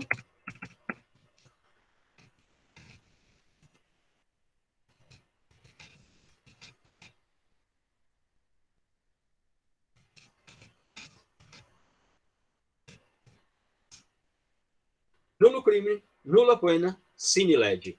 Nulo é o crime, nula é a pena, sem lei. Ou seja, então, nula é a conduta, nula é a ação, nulo é o comportamento, se não houver uma lei que diga que esse comportamento é crime. Nula é a pena a ser aplicada e executada sobre esse comportamento, se não tiver uma lei que diga que ela é crime. Ou seja, não há crime e não há pena sem uma previsão legal, sem uma lei que diga qual é o crime, nominalmente falando, taxativamente falando, ou seja, uma lei que descreva o modus operandi praticado pelo sujeito ativo do delito, uma lei que descreva qual é a ação praticada pelo sujeito, e uma lei que diga qual é a pena. Se ela é uma pena privativa de liberdade, quantos anos ela tem, ou seja, qual é o sistema do cumprimento dessa pena, se essa pena é de detenção, se ela é de reclusão, e se o crime é tal, então a pena vai ser de detenção, se o crime é outro, a pena vai ser de reclusão, e a sentença penal tem que ser prolatada, se o crime é um crime A, com um quanto que vai de 0 a 4 anos, se o crime é B, então tem que ser de 2 a 6 anos, de 2 a 8 anos, de 6 a 12, de 8 a 10, de 5 a 15, etc, etc, etc. Significa dizer que o direito penal é pura normatividade. Ele é só uma estrutura normativa. Nada mais. Tudo que está dentro do direito penal não foi construído pelo direito penal. Foi construído pela criminologia. Construído primeiramente pela sociologia criminal, depois pela criminologia, e vai parar dentro, obviamente, da criminologia, digamos assim. Então, é nesse sentido que nos referimos. Então, iniciamos com sociologia criminal. E aqui, né, dois nomes relevantes sobre sociologia criminal, que é do professor Enrico Ferri, e Ferri é isso mesmo, é F-E-R-R-I, e é Enrico Ferri, e o outro, vocês já ouviram falar muito dele, que é Emile Durkheim, ou Emile Durkheim, mas para a maioria é Emile Durkheim, porque ele é francês e não alemão. Se fosse alemão, seria Durkheim mesmo, mas não é Durkheim, porque ele é francês. Então, é Durkheim. Em que a sociologia criminal, e é a partir da sociologia criminal que nós temos o desenho que ele pode ser interpretado como elementos constitutivos da sociologia criminal. Veja, se a expressão é sociologia criminal, ela já é um derivativo expressivo, comunicativo, linguístico da expressão sociologia. Se existe uma sociologia criminal, é porque existe uma sociologia. O que é a sociologia? E aí, para muita, a sociologia é o estudo da sociedade, das relações sociais. Luhmann vai pensar outra coisa, mas vamos levar aqui em consideração nesse momento isso. Então, se existe uma sociologia, existe também, para esses autores, Enrico Ferri e Emile Durkheim, uma sociologia criminal. Ou seja, dentro desse universo de relações sociais, existem relações sociais que se traduzem conflituosas. E quando essa relação social se traduz conflituosa, esse conflito gera um dano. E aí esse dano pode ser de várias ordens. Esse dano pode ser de ordem de integridade física, da própria vida, do patrimônio, da honra, da sexualidade. E esse dano, ele tem uma consequência maior, ele desequilibraria o sistema social. Ele provocaria inseguranças nas relações sociais, digamos assim. Então, obviamente, que a sociologia criminal ela tem elementos linguísticos constitutivos de si própria. Então, ela vai inventar a sociologia criminal. Quem é sujeito? O que é sujeito? Quem é esse sujeito? Porque é na sociologia que o conceito de sujeito vai aparecer na filosofia e na sociologia, e depois ele é normativizado sobre quem é o sujeito de direitos. O próprio conceito de crime se dá lá na sociologia criminal, ou a diversidade do conceito de crime através da sociologia criminal. E, obviamente, as motivações que levam essas relações sociais ao conflito esse lesivo ou danoso para diversos aspectos da ideia sociológica. Bom, dizia Ferri, os criminalistas não estudam o criminoso, e sim o crime. Exato. Ou seja, os criminalistas não têm domínio sobre quem é o sujeito ativo do delito. Eles têm domínio sobre a ideia fenomenológica do que é crime. Se Ferri dizia que os criminalistas não estudam o criminoso, mas sim o crime, Durkheim dizia que o crime é iminente a toda a sociedade. A toda a sociedade. Ou seja, nas palavras de Durkheim, onde há uma sociedade, há crime, inequivocamente. Onde há uma relação social, haverá um delito, haverá um crime, inequivocamente. Portanto, ele é um ente social. Ele é um ente social. Quem está tendo direito penal, teoria geral do delito, teoria do crime, que se chama direito penal 1? A gente costumava dizer assim, é direito penal 1? Então é direito penal matemático. Dentre vocês, a Walter, Helena. Ô, Luciano, me tira uma dúvida, Luciano, rapidão. Pode falar. Essa aula é de teoria do processo penal ou é de criminologia? Criminologia. Aula de teoria do processo penal às 11 horas. Ô, gente, meu filho, pois você me enviou o link errado. Não. Os outros estão aqui, foi o link que eu enviei para os outros. Oxe, porque tá aqui, você enviou no meu Gmail. Aqui, link do Meet, aqui permanente. Não. Eu enviei os links coletivamente para as turmas, não enviei para uma pessoa só, não, Walter.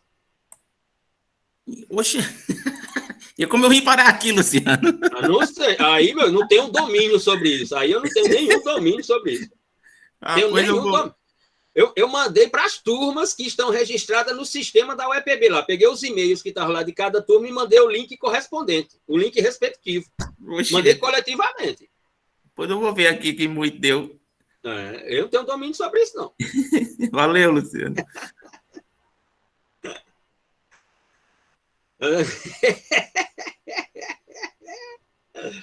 Massa. Esse ensino remoto é uma maravilha. A aula é... Qual foi a pergunta que você fez, professor? Nem eu lembro mais da pergunta. Não, eu estava afirmando que Durkheim dizia que o crime é um ente social. Né? Onde está o crime? Onde está o crime? Onde tem uma relação social, há um crime. E aí eu perguntei quem está estudando direito penal 1. Direito penal matemático, direito penal 1, direito penal 2, direito penal 3. Que no direito penal 1 é teoria geral do delito, teoria geral do crime. Né?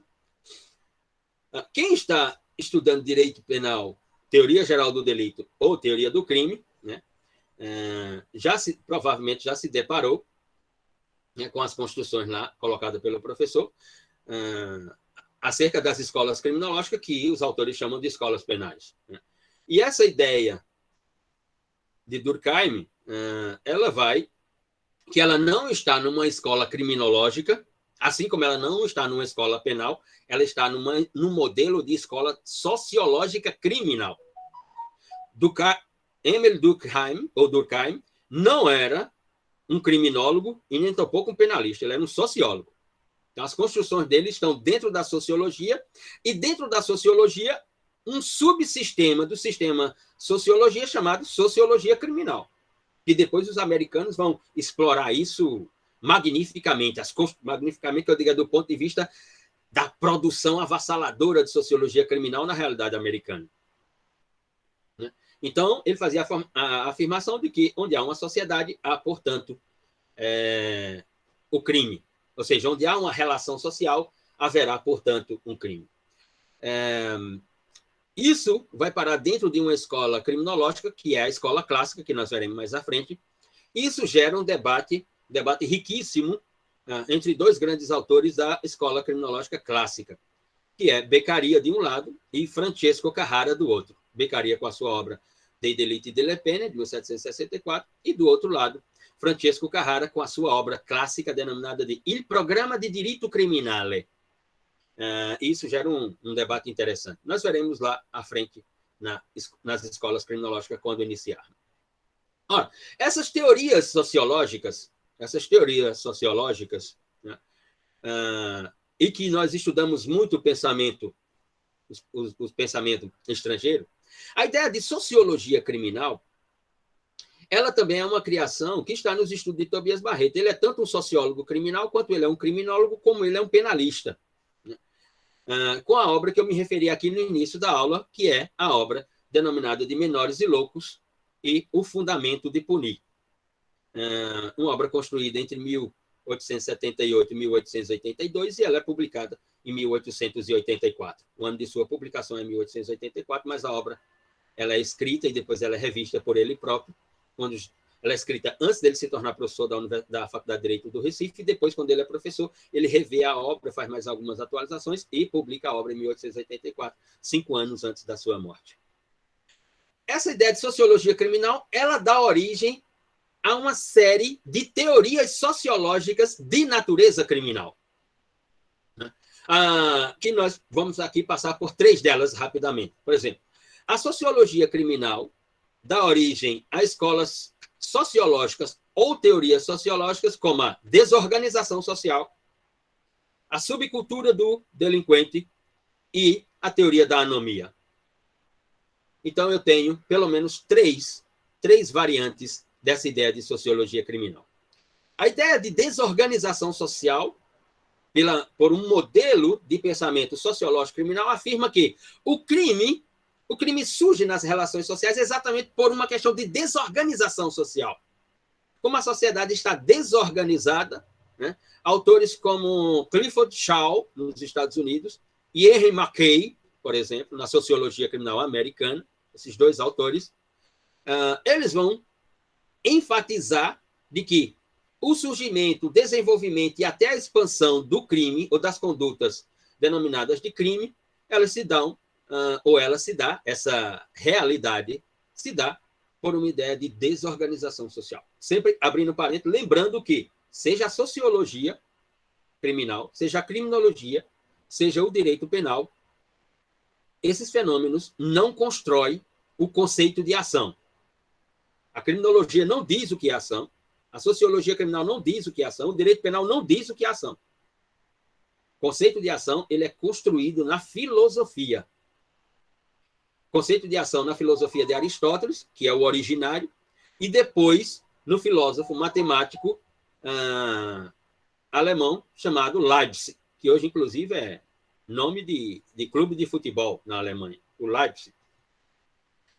Então, eu tenho um conceito de ação que ele é construído por essa ideia filosófica. Não é nem sociológica, nem criminológica e nem tampouco normativa.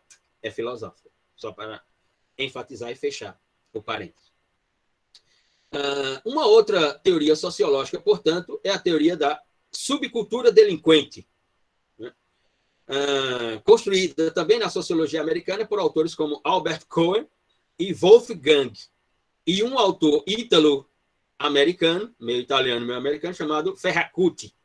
Esses autores vão enfatizar que existe uma subcultura delinquente, ou seja, existem pessoas que são propícias ao crime. Existe essa subcultura delinquente. Existem pessoas que você olha no desenho social, né, e que essas pessoas estão inseridas em um contexto criminógeno, digamos assim.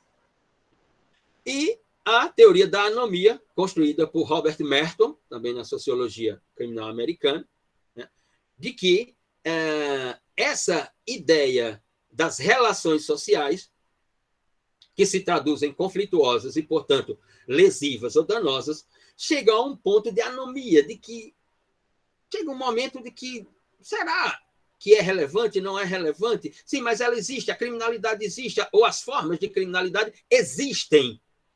E o que fazer? Que foi, de certa forma, transportando a pergunta de Maria Fernanda. E aí, Luciana, a pena criminal, e o que fazer se ela não funciona? Qual é, vou utilizar aqui a expressão dos teóricos do direito constitucional, qual é o remédio jurídico? Qual o remédio jurídico para aquela pergunta de Maria Fernanda? Nesse sentido. Ora, então, nós temos, portanto, o primeiro momento desse mundo que nós veremos aqui nessa disciplina, chamada criminologia, a partir da sociologia criminal, depois com a própria criminologia e depois a relação de sociologia e criminologia com o direito penal. Ô, professor, você está me ouvindo? Sim, Helena, claro que sim. Já que o senhor retomou essa pergunta de Maria Fernanda, eu tinha uma pergunta para fazer. Porque, assim, no manual que eu tenho aqui de direito penal, os doutrinadores afirmam que existem 4 tipos de estilo para você solucionar o conflito. E o punitivo é justamente aquele que cancela todas as outras alternativas, que seria, no caso, a reparatória, terapêutica e conciliatória. Mas a minha pergunta é, esses outros estilos realmente são levados em consideração no julgamento para poder, então, definir um sistema punitivo ou não? Essa é uma construção teórica interessante. Mas não pense que nos estudos, digamos, vou aqui nominá-los de estudos científicos da construção do direito penal, e principalmente do processo penal, né, do direito penal no que se refere à formulação da norma, da construção da estrutura dogmática normativa do direito penal. Não me parece que os outros são levados em consideração. É retórica, pura retórica. Pura retórica. No que se refere ao processo penal, então, vamos lá, à luz da sua fala, Helena, vou até levantar aqui um caso e não vou nem me socorrer lá no passado, na memória do direito penal. Vou para algo que aconteceu agora, no ano de 2021, para nós notarmos qual é a ideia vigente no mundo da criminologia, né, da sociologia criminal, da criminologia, do direito penal, do processo penal e da execução penal. Um caso que causou, ou caso que causou é ótimo. Um caso que fez surgir indignações veementes, digamos assim. Na noite de Natal de 2018, acontece na cidade do Recife um assalto em um ônibus coletivo. Dois homens adentram o ônibus, estão no ônibus, e quando o ônibus coletivo chega no bairro de Joana Bezerra, região da cidade do Recife, esses homens dão voz de prisão ao cobrador e a vários dos usuários que estavam... Lidiane, eita, aqui pertinho. E a vários dos passageiros que estavam como usuário do serviço de transporte público coletivo na cidade do Recife. Ocorre o assalto na noite de Natal de 2018, né, tem-se o registro da ocorrência e tal, passa-se o ano de 2019, passa o ano de 2020, chega o ano de 2021, janeiro de 2021, tem um rapaz que é funcionário do Clube Náutico Capibaribe, ele é massagista do Clube Náutico Capibaribe, seu nome é Paulo Mariano, conhecido como Paulinho, já tinha sido massagista do Esporte Clube do Recife, mas trabalha no Náutico já há muitos anos, e chega lá no CT do Náutico, no centro de treinamento do Náutico, chega, portanto, uma viatura para cumprir um mandado de prisão preventiva, ou seja, uma prisão cautelar, uma medida cautelar de privação da liberdade. E pedem para chamar Paulo Mariano. E quando ele aparece, lhe dão uma voz de prisão e cumpre o mandado de prisão. Ninguém entende nada no Náutico. Ele é conduzido para o presídio de segurança máxima Everardo Luna e fica 23 dias preso. A direção do Náutico emite uma nota dizendo que não sabe o que está acontecendo, que conhece Paulo Mariani, que é improvável que ele tenha praticado aquela conduta, mas e que repudia tudo aquilo, que não tem notícia nenhuma. O treinador do Náutico também emite uma nota. Enfim, isso gera uma reportagem do Sport TV, uma reportagem gigantesca, vão investigar e tudo. O que aconteceu? No final de 2020, houve um reconhecimento fotográfico de que um dos assaltantes, lá em dezembro de 2018, veja, dezembro de 2020, lá em dezembro de 2018, o reconhecimento fotográfico em dezembro de 2020 aponta Paulo Mariano como um dos assaltantes do ônibus. A sua advogada impetra um habeas corpus, consegue a ordem de concessão de liberdade e ele é solto 23 dias depois. Quando ele sai, ele dá uma entrevista. E ele dá uma aula do que deve ser uma investigação criminal, sem saber nada do mundo do jurídico ou do direito. Mas ele dá uma aula. Ele vai dizer assim, eu não pratiquei essa conduta, é improvável que eu tenha praticado essa conduta, eu ter sido reconhecido como um dos sujeitos dessa conduta, porque na noite de Natal, eu estava com minha família no bairro aqui onde eu moro, na periferia do Recife, onde eu moro, com a minha esposa, meus filhos, meus amigos, na noite de Natal. Eu tenho um perfil em rede social no Facebook, as fotos estão lá. Ora, o delegado de justiça o delegado de polícia que pediu a prisão e o juiz que concedeu a prisão não poderiam ter feito uma investigação um pouquinho mais atenta, ou alguma investigação, dizer assim, houve um reconhecimento fotográfico que aponta esse cidadão como autor da conduta. Vamos ver se ele tem rede social. Vamos ver o que tem nas redes sociais dele. Na data do crime. Se encontrasse as fotos, mesmo encontrando as fotos, poderia fazer levantar uma hipótese elementar. Que hora foi o assalto no coletivo em Joana Bezerra, no bairro de Joana Bezerra? Onde é que esse cidadão mora? Que hora a foto foi postada no Facebook? Que hora foi o assalto lá no bairro de Joana Bezerra? E vamos fazer o cálculo se seria possível ele ter assaltado o ônibus em Joana Bezerra e chegado em casa para comemorar o Natal com a família como uma forma de álibi, fazer o percurso. Seria possível isso? Uma hipótese elementar no procedimento investigativo criminal. Por que isso não foi feito? Tem que prender o camarada? Aí você vai fazer uma pesquisa. Paulo Mariano, conhecido como Paulinho, é negro. Nos reconhecimentos fotográficos, de cada 10 reconhecimentos fotográficos, as pessoas reconhecem o sujeito. De cada 10, 8 que são apontados são negros. A pesquisa vai além. A pesquisa é 8,3. De cada 10 pessoas reconhecidas por reconhecimento fotográfico, 8,3 dessas 10 pessoas são negras.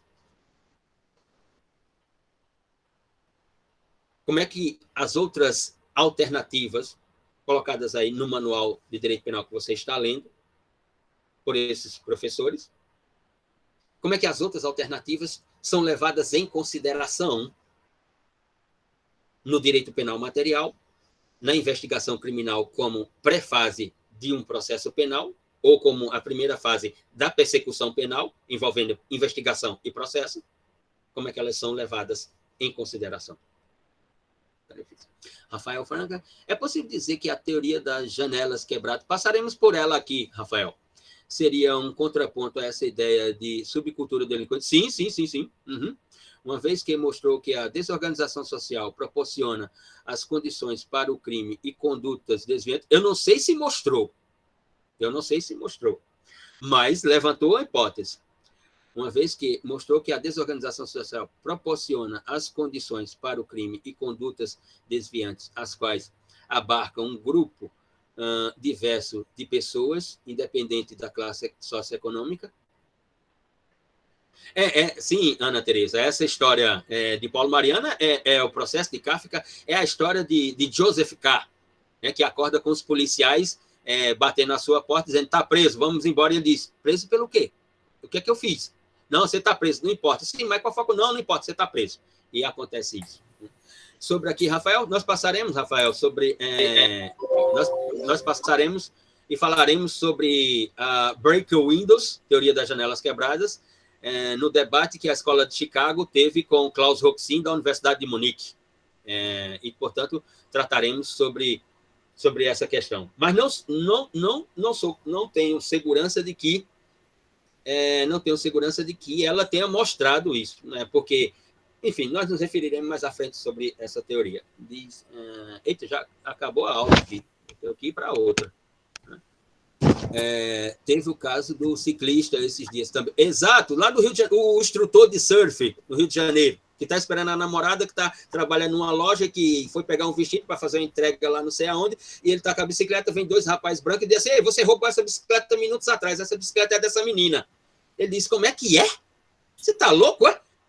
2 meninos brancos, burgueses, no Leblon, acusando um negro de ter roubado uma bicicleta, que a bicicleta é dele.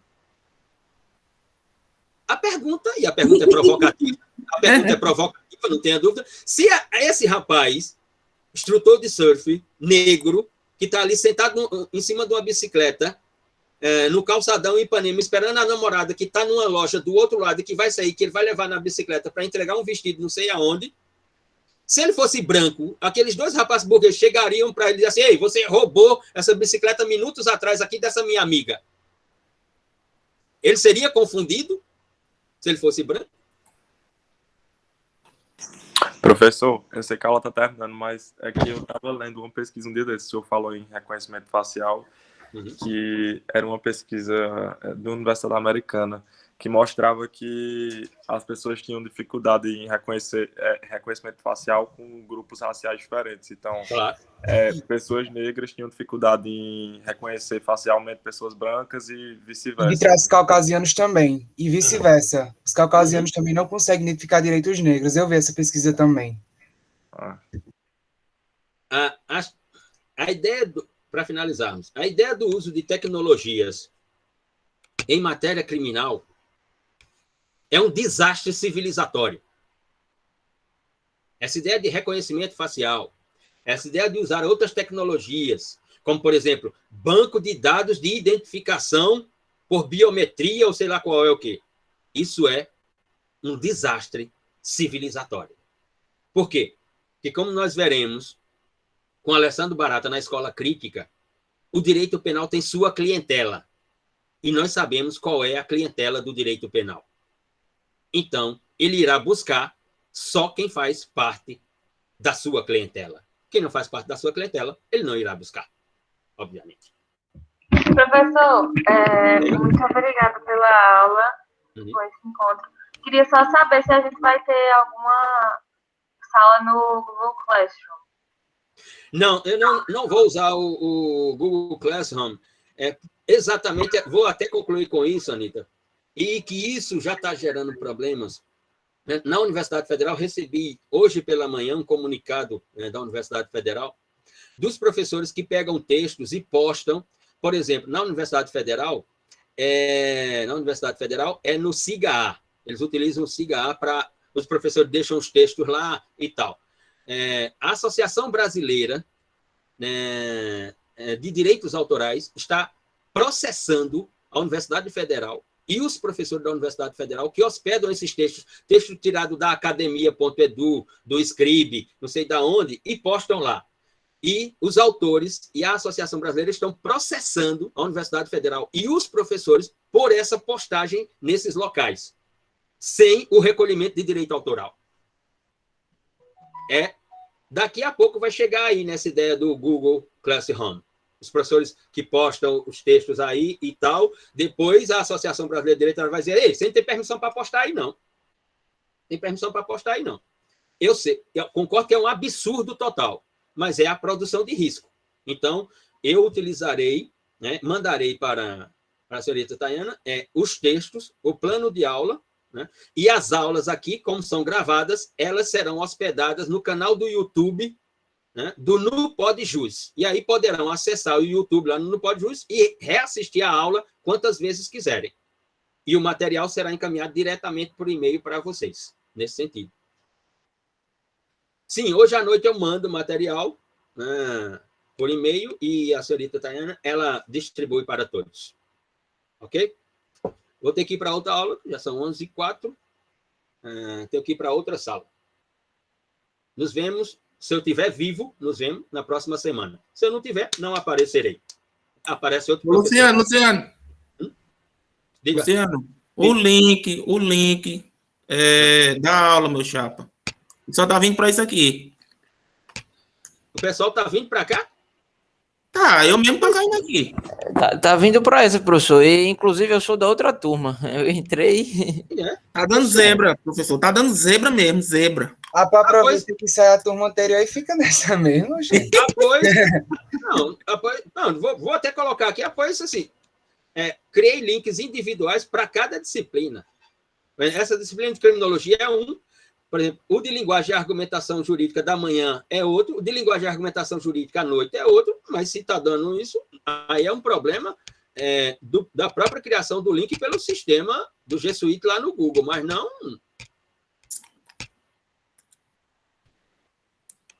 Vou até colocar aqui.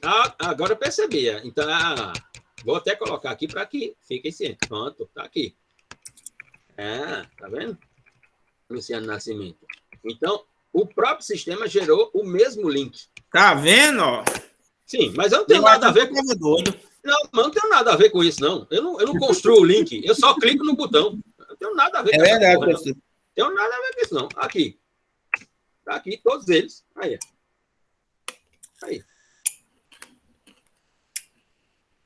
Entendeu? Mas já que o pessoal tá vindo, vamos aguardar o pessoal entrar aí. E quem é de criminologia, né? Pega o beco. Digamos então fica esse mesmo, né, professor? Isso aqui vai ficar fixo. Vou esperar o pessoal aqui, ok? Beleza.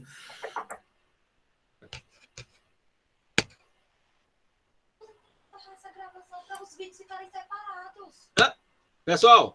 Pessoal, peraí, eu tenho que encerrar a gravação para que, portanto, seja só a aula de criminologia. Eu vou encerrar a gravação e nós continuamos na sala.